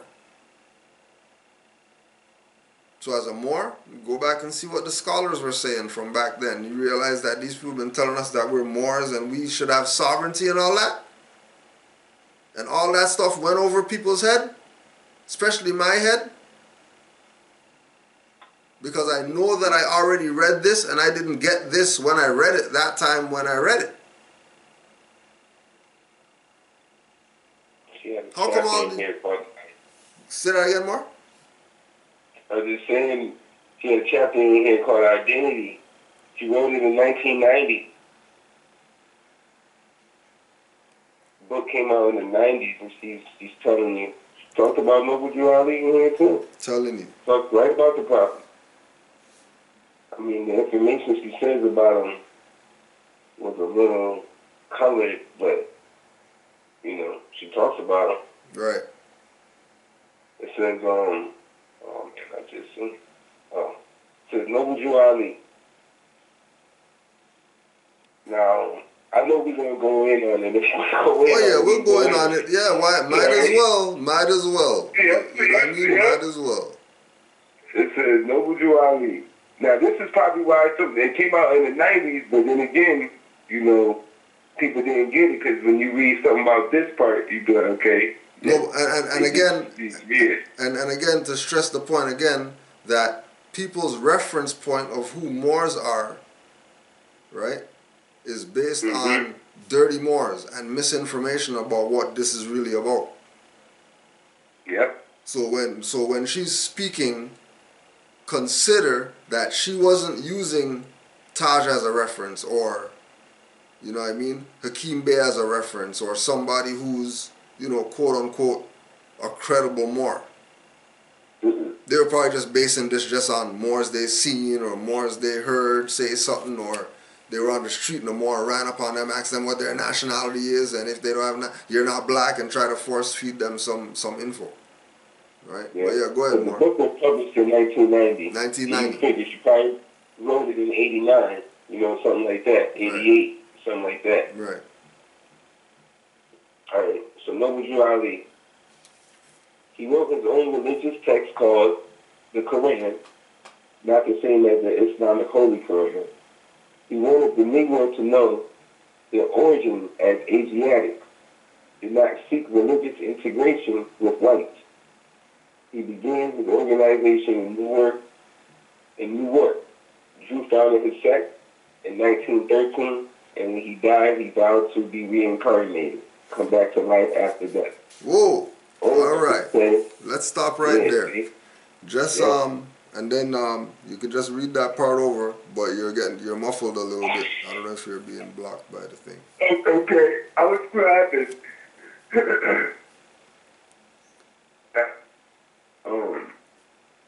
He began his organization in Newark. Drew founded his set in 1913, and when he died, he vowed to be reincarnated. All right. Come back to life after death. Yep. All right. So Noble Drew Ali never vowed to be reincarnated in the context that she's talking about. Because what she's talking about are the Moors after Noble Drew Ali who claim to be reincarnated Noble Drew Ali, which is why civilized people, people who think, look at Moors as crazy people. Yep. Because ain't no way you're telling me that you're following a guy who said he's the resurrection of somebody who died when he was around them. And he's the guy now. That's crazy people talk. That's just what that is. Right? The only concept of being come again or return again or whatever that Noble Drew Ali spoke about is that he'll come again in the people. He'll return again in the minds of the people. Because new people are going to come with eyes wide open, seeing and knowing. Because they would have been with him when he was around. That's why they're with him today, still 2018. So as soon as you hear people talking about reincarnated Noble Drew Ali and resurrected Noble Drew Ali, and they start talking on this type of religious tone, no, those are dirty Moors. No, those aren't the Moors that are the measuring stick for what Moors are or what Noble Drew Ali brought or how you're supposed to look at this. They're not the example. Know that. Right? All right, Moore. Okay. Old records say he was a Muslim at heart, but respected the American flag and loyalty to the U.S.A. All right. So when we look up American, it would be the copper-colored natives who were in this land before the Europeans came here. So when they say American flag and our people have in their mind stars and stripes, and then they start thinking that, oh yeah, he was working with the Europeans and all that stuff, wrong concept. Because Noble Drew Ali also taught that the Moroccan flag was flying in this land for 10,000 years before European came here. So if the flag's been flying here for 10,000 years, then that means there had to be a people to represent that flag. There had to be a people already in existence in this land of the Americas, which would mean that those people would be the Americans, and their flag will be the American flag, not the thing that is said is a banner. And if it's a banner, then it's not a flag. So when they talk about allegiance to the U.S.A., that is due to the fact that Noble Drew Ali told the Moors that it is most earnestly hoped that the Moorish Science Temple will not be confused with any Back to Africa movement. That's why his allegiance was to U.S.A., because U.S.A. is United States of America, which is a geographical location. Brazil is the United States of America. Chile is the United States of America. You know, government of Europeans and stuff like that called United States of America before the continent. The continent. The Americas have been here. Right? So his allegiance to U.S.A is a misrepresentation. Because U.S.A is really Unity Salvation Allah, not United States of America. But those are deeper degrees as far as Moorish anything goes, that if you start talking about that, then people start getting confused as to how could you be a citizen of what you're talking about, Unity Salvation Allah. Because this is bigger than citizen. Because Noble Drew Ali spoke to where the people were. So there's no need for us today to do that. Like, we don't have to meet people on their dumbed down level today. We just show them what Noble Drew Ali brought. You're not Negro, black, colored, you're Moors. Immediately they're supposed to snap out of the brainwash. Because that's where they are. They call themselves black. Alright, well, Noble Drew Ali said you're not Negro, black, colored. So how about stop calling yourself black now and proclaim your nationality? Because that's where they are. If we're metaphysicians in 2018 and Noble Drew Ali was a metaphysician in 1900s and he had a dumbed down lesson, why do I have to dumb down when he already had a dumbed down lesson for the dumb people? You're not Negro, black, colored, or Ethiopian. You're Moors. You understand that? Okay. So now start being Moors. And really this is what it's about. Having the mindset of your ancient foremothers and forefathers. It's not about some religion or, you know, he's siding with some European so we can't support him or whatever like that. You support Garvey and he met with the KKK. You support El Hajj, he met with the KKK.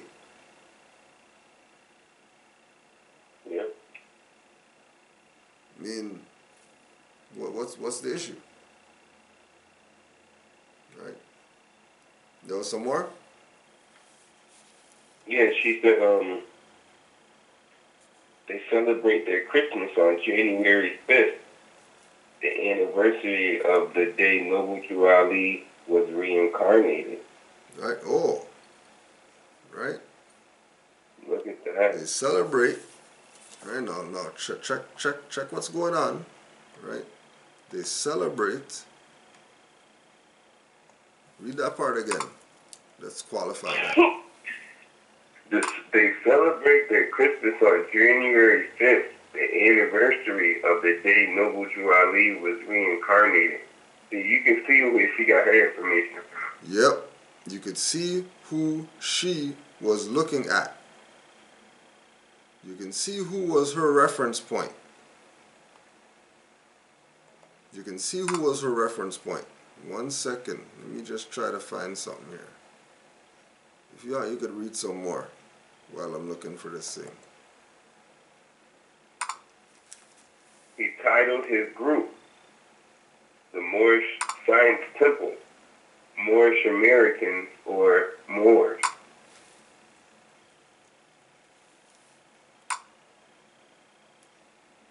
And then she goes on, she breaks down Daddy Grace, Prophet Cherry, Father Divine. Alright, the whole crew. She got all of them. Alright, now 1 second. Let me just get this bigger and let's just check this right here. Is this it? Look at that fraud, man. You see that? Crazy. They celebrate their Christmas on January 5th, the anniversary of the day Noble Drew Ali was reincarnated. No, it's very... So they celebrate. She strictly wrote that too, like, because they're celebrating the reincarnated prophet. Right, exactly. Exactly. They're not celebrating Noble Drew Ali. She's not using people who celebrate Noble Drew Ali as a reference point. Nope. She's not using the individual that say Noble Drew Ali is the prophet. The reference point that she's using are people who said they are Noble Drew Ali come again.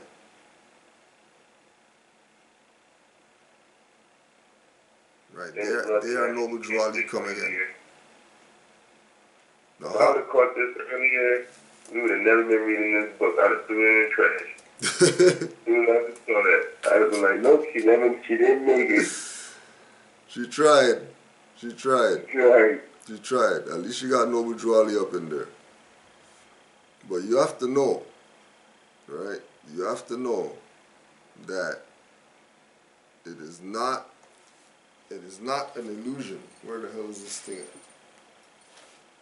Celebrate the Christmas of January. I'm trying to find it. I'm trying to find it. Is that that Gibbons L guy? It better not be that Gibbons L, because we got to go in on that too. Reincarnated. Yep. Reincarnated. That's exactly who it is. And they try to do it slick too, close to the prophet's birthday, so in return. Yep. They're trying to do it close to that, so it threw you off a little bit real quick. Try to say it, yeah. Try to say it's the 5th. The 5th is really what it is. Right? Because you make you like, wait a minute, I know the 8th. Because you know the 8th. Went down, yeah. Right? But he didn't die the 8th, right? Got you thinking like, yo, hold on. Right? Celebrate the reincarnated prophet on the 5th. Right? Celebrate. Right? Celebrate. Ah, here it is. All right. All right. Now, who is she listening to? Right? Let's see. Who is she listening to? Right? Now, open up, huh? Open up the ears. Open up the ears. Read her part again with that stuff. Let's clear this up to show how people's perspective of what this is, as far as Noble Drew Ali, Moorish Science Temple, whatever, has been with the dirty Moors. That's what they've been looking at. They haven't been looking at the faithful Moors as an example as what this is. They've been literally quoting, using as reference points, the sellouts of Noble Drew Ali. The people who came in and stole everything that Noble Drew Ali had. Why we're even sitting here trying to convince you that you're not black, you're Moors. Read her part again. They celebrate their Christmas on January 5th, the anniversary of the day Noble Drew Ali was reincarnated. All right. Now this is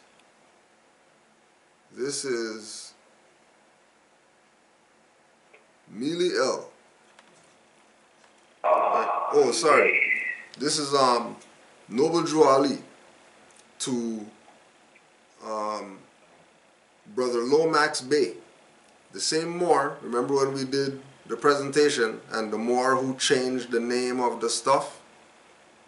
Yep. And formed a different thing and brought a different flag and all that stuff. All right, he got personal letters from Noble Drew Ali. Right, remember, he was one of the sellouts. Yep. Because he didn't stick to the program. Again, which is one of the people that people use as a reference point to show, you know, what Moorish is. Lomax Bey ain't nobody legitimate in the Moorish movement. Right now, this is his letter that he got. This and Lomax Bey is part of the reason why Noble Drew Ali told the Moors that Detroit is going to suffer for what Detroit did to the Prophet, because Lomax Bey was one of the heads in Detroit. Right? He's suffering right now. Suffering right now. Dear brother, be very careful of propaganda and news that you hear. There is a certain movement from the churches to destroy our movement and dishonor me, and that have men paid, both Europeans and Asiatics, and any outside letter that you receive, let me know the message, and I will know that you are a Moor, and I favor Moors. We Moors must stand in unit. We stand together according to deeds and actions, and not by words of lips. This letter is to be read to the temple. Big quotes. The 8th of January is my birthday. That will be your Christmas. And all presents are to be sent on that day. I look for all faithful Moors to send me a present on that day, no matter how small or how large, let it be finance or domestic. It is a law of Allah and not mine. For I am only his son, one of his sons. We are under the crescent and star, the same as other prophets have been, and the world is under the same. Love to all. December 27th, 1928. So what January 5th they talking about? Of the reincarnated prophet. What January 5th? Those are the reincarnated Moorish Science Temple. That when you trace them back to today, right around today, still around, still here, the dirty Moors who lied and told people January 5th is Christmas. Because the reincarnated prophet, that's the day. But Noble Drew Ali said January 8th is the day. So what are you going to do? Both days? Though you can't do both days. Both days can't be Christmas. Right? If you're a Christian, 25th, you don't get gifts on the 26th too. Stop this. You're not getting no presents on the 25th and the 26th. So don't even talk about you have two Christmases, Moors. Because you want to honor some reincarnated fraud that people are using as a reference point, which is causing confusion because that ain't the reference point. Yeah. And that also shows how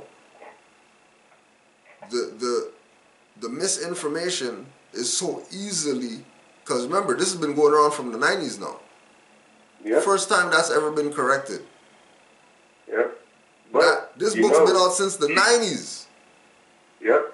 She could have just been trying to do like more is coming to the information now. Yeah. Find out, you know what, look at our people. I'm trying to do my thing, Yep. you know, go around different groups. And then she was like, oh, let's look for Moors, and we try to ask them. And then we just go ask them, and they told her whatever. And she thought, well, hey, you know, these are Moors. They say Moorish Science Temple, so they must be the Moors that are the Moors. Yeah. They gave her misinformation that she put in her book, and now that's published out there since the 90s. People have been reading that book. How much people have that book? And then same thing, same way that it's written is how they're looking at it. Reincarnated? What do you mean Noble Drew Ali reincarnated? What do you mean by that? These guys are in some cult or whatever. They drank the Kool-Aid and all that type of stuff. But that ain't what it is. There ain't no reincarnated Noble Drew Alis. Moors know that ain't no reincarnated. It was in the first story, so somebody had it. Somebody had it. And again, you know what I mean? Just like what you were saying, that was talking about Noble Drew Ali and reincarnated. I don't want that BS. Yep, that's why I don't want to hear nothing about Moors because Seti said and this guy said, and this guy said, and I was watching a thing on YouTube, and they said that the Moors, this and that, when everybody who has a problem with Moors, they used a damn dirty Moor as an example to why they don't want to be Moors. Yeah. Yeah. Wow. And that's another one of the propagandas that they fly through there. The agents, wow. You know, because and you know, I was talking to Brother Hassan earlier. He said you can, like in the Matrix, when the agent hop in your body and use you. Right. You know what I mean? And you don't even know what's in your body. She don't even know what she did by putting that in the book. Yep. Yep. Agent just hopped in you real quick. Okay, I'm gonna use you. Oh, what you doing? Okay, I'm gonna use you real quick. Write this down. Yeah, just like that. Perfect. And she doing her due diligence by trying to put out some good information. Trying to put out some good information, because when you read the rest of the book, it's good info. Yeah, it's good. Right? It's good. That's why she put in that little comment about the feathers, because she's been looking at them like, y'all not doing nothing. Right. She went to the people with the feathers, and they told her reincarnated prophet. She's laughing at them. Yep. Right, but her name's Ali though. Yep. Her name's Ali though. Don't get it twisted. Yeah. Don't get it twisted. Yeah, that's how they say She ain't separate from some Ali. Yep. Right? Like the mother say, knowingly or unknowingly, but knowingly first. You're right. Islam to the mothers. Islam to the mothers. In case, hopefully they watch this so they can see that we're doing some work. You know what I mean? So it's like Islam to the mothers. Peace to the mothers.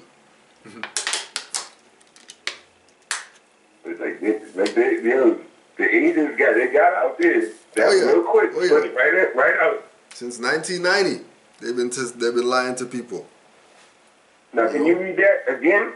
Who that was? What temple that is? Yeah, that was Noble Drew Ali writing from 3603 Indiana Avenue in Chicago to Brother Lomax Bay at 632 Livingston Street, Detroit, Michigan.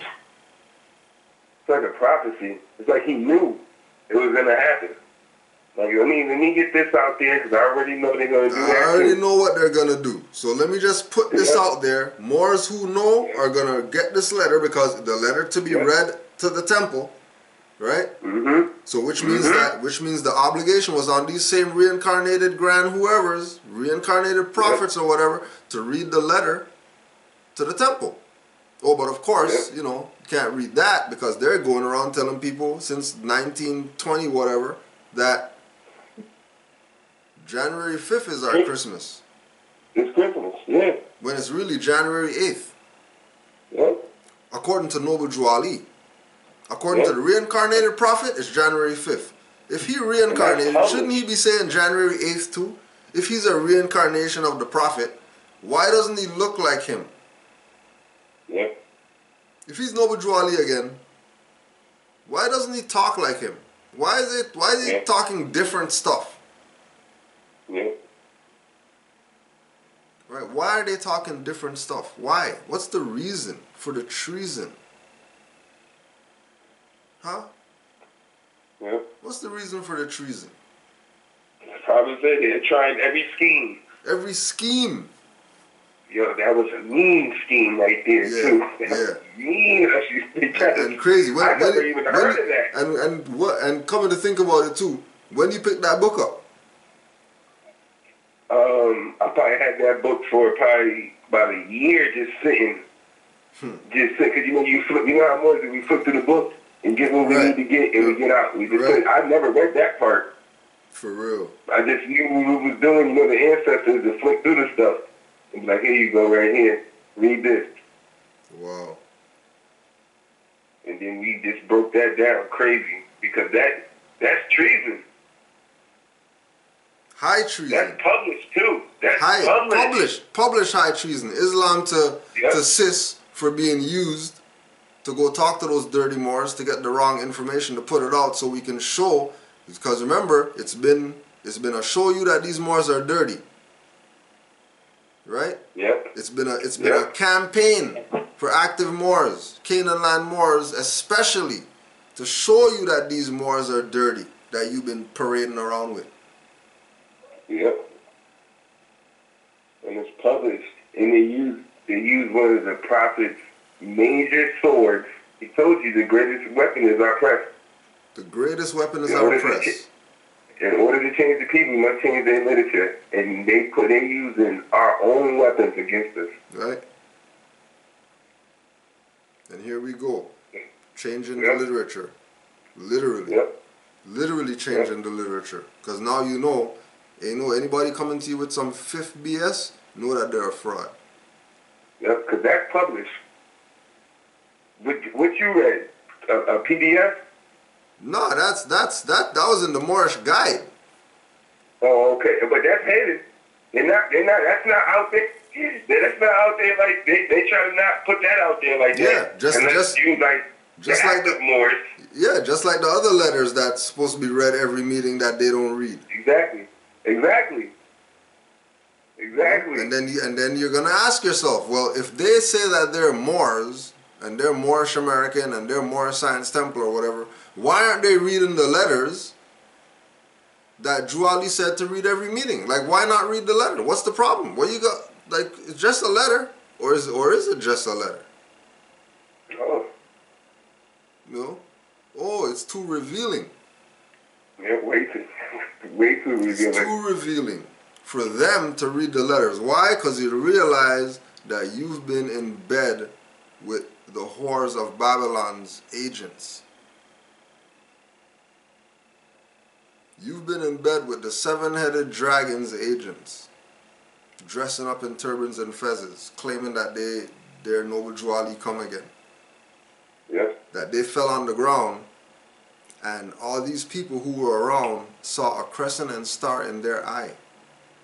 Yep. Because that's what they've been working on. That's the proof that they're reincarnated Noble Drew Ali.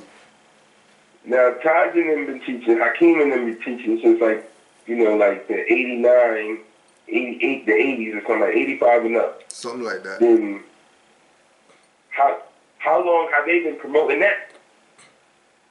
That Christmas is January 5th. Oh, they've been doing that since the 30s or something. Because the book came out since the 90s, that's almost 30 years right there. You've been promoting that right there. Because we asked, well, where's all the stuff? What was y'all doing before Taj came out, putting all this information out about what the Moors supposed to be doing? Oh, that's what y'all was doing. Yep. Y'all was putting out information about, we celebrate Christmas for reincarnate. That's what y'all was doing. Okay, I see it now. I found it. I knew what y'all, I was like, what was y'all doing before Taj started promoting all this? Because I didn't know about none of you Moors back then. Okay, now I see what y'all was doing. And I see more why you mad at what Taj and the active Moors is doing. Because you guys are going with some reincarnated prophets type stuff. Yep. You're not really going with Noble Drew Ali. Mm-hmm. They're going with the next level down. Yep. Which again, the next level down is the low road that Noble Drew Ali talked about, where the schemers are walking in Kavit Emtor. Yep. The level where they're at, the next level down. Noble Drew Ali's on a level, then there's a level under him. The level under him is where the schemers walk. But if you read Kavit Emtor, that's also the low road. Because the Moors that are active, not passive, they're on the high road, watching the schemers burn in the midday sun. Just watching them burn. Again, for Moors who are down with Noble Drew Ali and what he presented or whatever, if they've never read the letter that Noble Drew Ali said to read to the temple, that January 8th is our Christmas, and all they've ever heard was January 5th is our Christmas, this is going to be very revealing to them. Mm-hmm. This is inside info now. This does not include the black people. You guys don't even know what the hell we're talking about right now. Oh no, you're out. You don't even know what this is. Moors don't even know that this is how deep that it really goes. That's treason. Cause again, what you're reading there, this is the first time I'm hearing that. Yep. I didn't know that they push that as their thing. That's how much of a fraud they are. They say that out their mouth to people, that January 5th is their Christmas. Why do you think I was so frantic hunting looking for the letter? Because I already know I seen January 8th. Yeah. And it just proves that these people are fraud. Yeah. Proves it. And you're still going to use them as a reference point for Moors? When Moors are telling you, those people are Moors. Active Moors. Don't be questioning us. Go question those Moors. Those are the Moors who sold you out, black guys. When you say the Moors sold us out, it's those guys. It's not us. We're not the Moors that sold you out. We're the ones that came on the plantation and said, yo, we have a way to get you out of slavery. Here, take these papers. These were the Moors that were running to slave master to tell them, look, those Moors are calling themselves the white man. Yeah. Those Moors are saying, that they're free white people and they're trying to get off the plantation. That's who are the Moors that sold you blacks out. It's them. Again, people who are on the inside recognize how much of a fraud these people have been running. That wasn't supposed to get out, Grand Street. They celebrate their Christmas on January 5th. Yo, I bet you sis didn't even tell them that she was writing a book. Dang. She probably just, seen some Moors. And she's like, hey, add no Jolly to the book. Let me just see what these Moors got to say. Because she obviously would have did her own research. Look, they doesn't even look of the day Noble Drew Ali was reincarnated. What? Fraud. High treason. And don't forget to go check out the penalty for treason. And remember, Noble Drew Ali told Emil Ill, all they got to do is just die. Forget those dirty Moors. You do what I told you to do, Emil Ill. But anybody who's not down with what I told you to do, forget them. So now we got to find out which Moor Science temple is honoring a prophet that reincarnated on January 5th. Because that will be the reincarnated prophet right there. Because they don't say who the name is of the reincarnated prophet. Right. Who he is. But if you do your research, that's how the way you will find it, though. Whoever was reincarnated that day and claimed to be of the head of the Moorish Science temple. That'll be one of them. That will be one of them. Straight up. That's crazy. Straight up. Wow.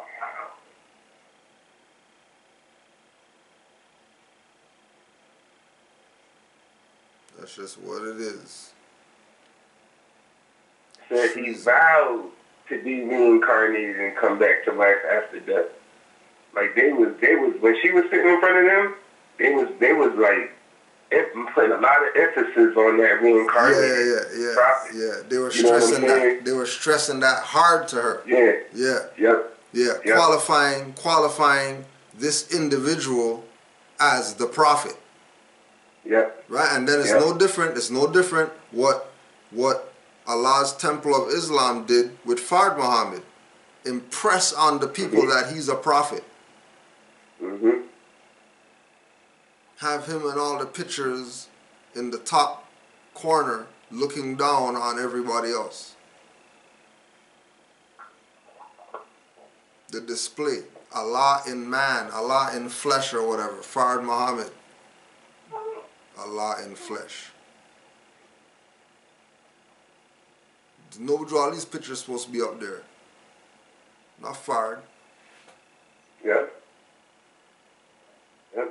Which is why Farrakhan's coming out now. Watch when Savior's Day happens in February. Watch. Bet you. Something else about Noble Drew Ali they're going to talk about. Have the Moors up on the stage and stuff like that. And people forgetting. People thinking that the stuff's not up. Mm-hmm. You think he's not trying to tell you something? You think he just has Moors on the stage just because he just has them up there? Yeah, I got another book that speaks about that. It's called "We Are All Moors." I forgot the title of the author, but the book's upstairs, man. But he talks specifically how all of that, how the breakdown of the Nation of Islam, Farad and Elijah and all of that coming out of the Moorish Science Temple, coming from Noble Drew Ali extensively. Breaks that down. Has nothing to even do with the Moors, who the author is. Some European guy. Yeah. Breaking it down, telling it all. Like, wait, no. Them guys got all that from Moorish Science Temple, the co-founder Noble Drew Ali. Oh yeah, and just one more. Fudge out of here for the thumbs down. Whoever thumbs down, fudge you. Yeah. Your BS, or your thumbs down in something. How about proclaim your nationality? Stop being a stateless Negro. No, that was one of the reincarnated temple Moors. That's what that was. That was. I know who that was. Yes, Darrell Bay. Fraud. Wow, with the big eyes open and all that stuff. Just find the emoji. Man. Just find the emoji with the big eyes open and the mouth open. Wow, these guys are freaking sellouts.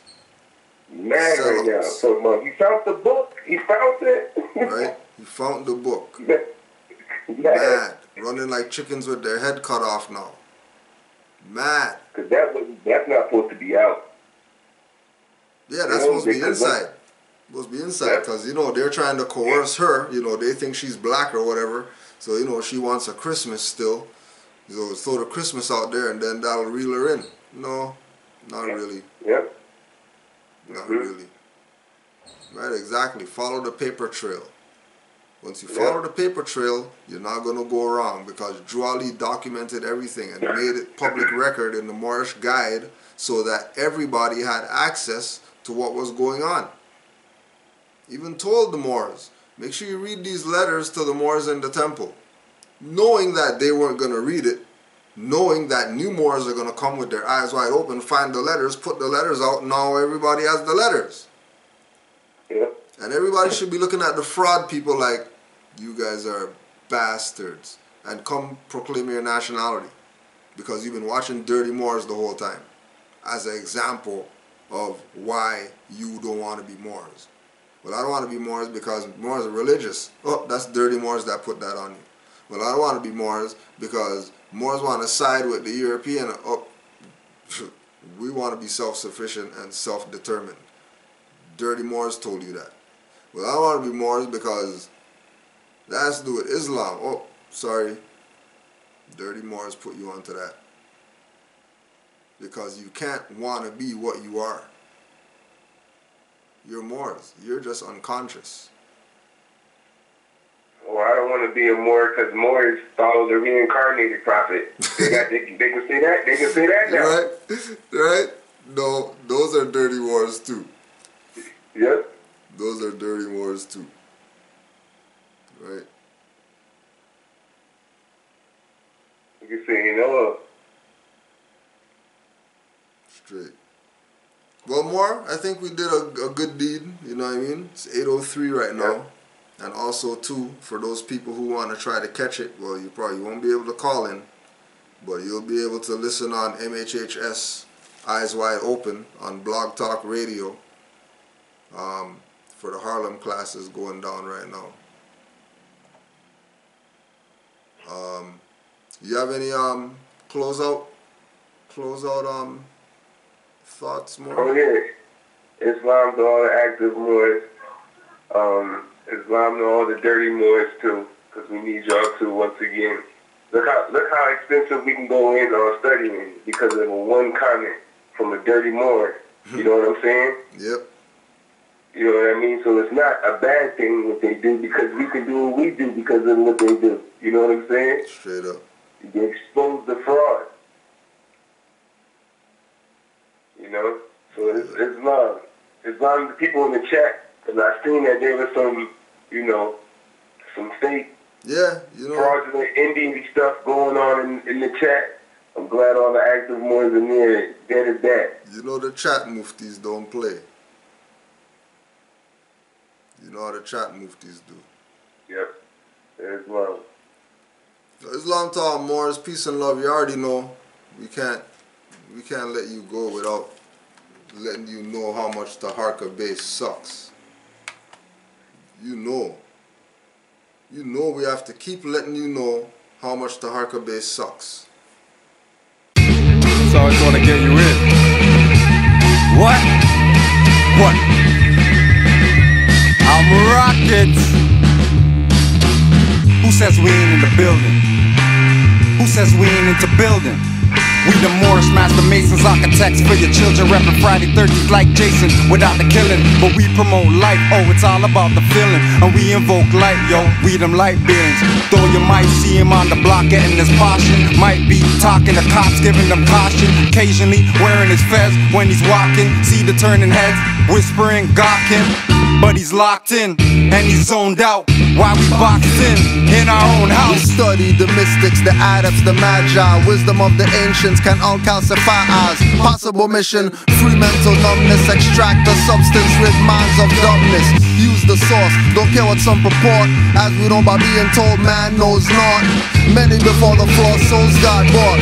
Placed in the devil's hands, ruling the seven lands. To dogma rituals, negro spirituals. Brainwash subliminal, keeps thinking to a minimal. They still criminal, in a world digital so pitiful. Mental survival so critical, it's visible. Can you see past writers' blocks? Hashtag zombies with waves of cyber thoughts. No need for cell phones, they speak through saw palms. It's nothing for alarm, chips and forearms. Wind, brass and bass, such a beautiful serenade. Women feeding me grapes, I'm feeding the in these serenades. Whether the sky is clear or gray, rain when you hear a fake, giving life to seeds, speaking through who not here today. Show you the future in a glimpse. We can always look to these hoes like hallucinatory pimps. Son walked the desert, been more of a since I found God. Look back, used to see his prince. Forget being a prince, I'm a G. OD, grown man, no Jody. Deny it, you don't know me. Don't make me tap into the old me. That's like a couple hundred years. Walk around town with a couple hundred peers and release the peace of up fears. The sun gon' shine, so what tears? This young brother here just trying to get his third eye clear. Dish deep, Moors don't sleep. Invest in your mind and body and unleash. Real life rap, spitting over tracks. Conscious thinking and living and then attack. Dish deep, Moors don't sleep. Invest in your mind and body and unleash. Real life rap, spitting over tracks. Conscious thinking and living and then attack. So as the moon sets, the sun takes its place as goons on blocks, inspired spots, filled spaces. Peel back, rats, who got cases. Fire stain the corridors of flemo faces. Game changers, rule benders and no pretenders. Style lenders, channel my vibe through the fabric optic lenses. Send a message to our veterans, soldiers up and get it in. We on our verge, we are merged, subliminal beings. Third eye seeing, still I participant unwilling. They wanna break me, shape, bait, grade me. Rolling with my main G, double O-M-B. S-O-N is crazy. For a minute that you think you could take me for a fool, like a native to his land, being schooled by a foreign dude. You've mistaken me, spiders on the roof, in the dark tools. Have been saying you've mistaken me. You better move or I'll mark it. My weapon is my tongue, your existence to target. Revealing all lies and deceit on the market. Genocide carried out in pockets, I knock it down, bulldozer. David to Goliath, it's an exposure. Some big cats ruling and it's getting closer to your downfall. Round up all your soldiers.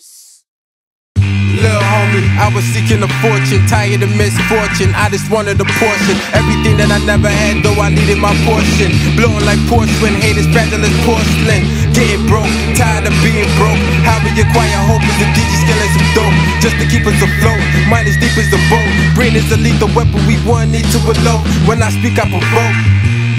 Walk in the room with my aura feeling like heavy smoke. Feel like when the levee broke under my Louis fitted the semi-poke. Cause dirty cops will kill your boy, you ain't a joke. The cost of living, higher profits in private prison. These little girls are selling bodies just to pay tuition. These little niggas selling niggas just for bail condition. It's like the slavery never ended, where's the intermission? I wanna free the world, but I'm one man. A couple ones like me and make one plan. I wanna free the world, but I'm one man. A couple ones like me and one plan.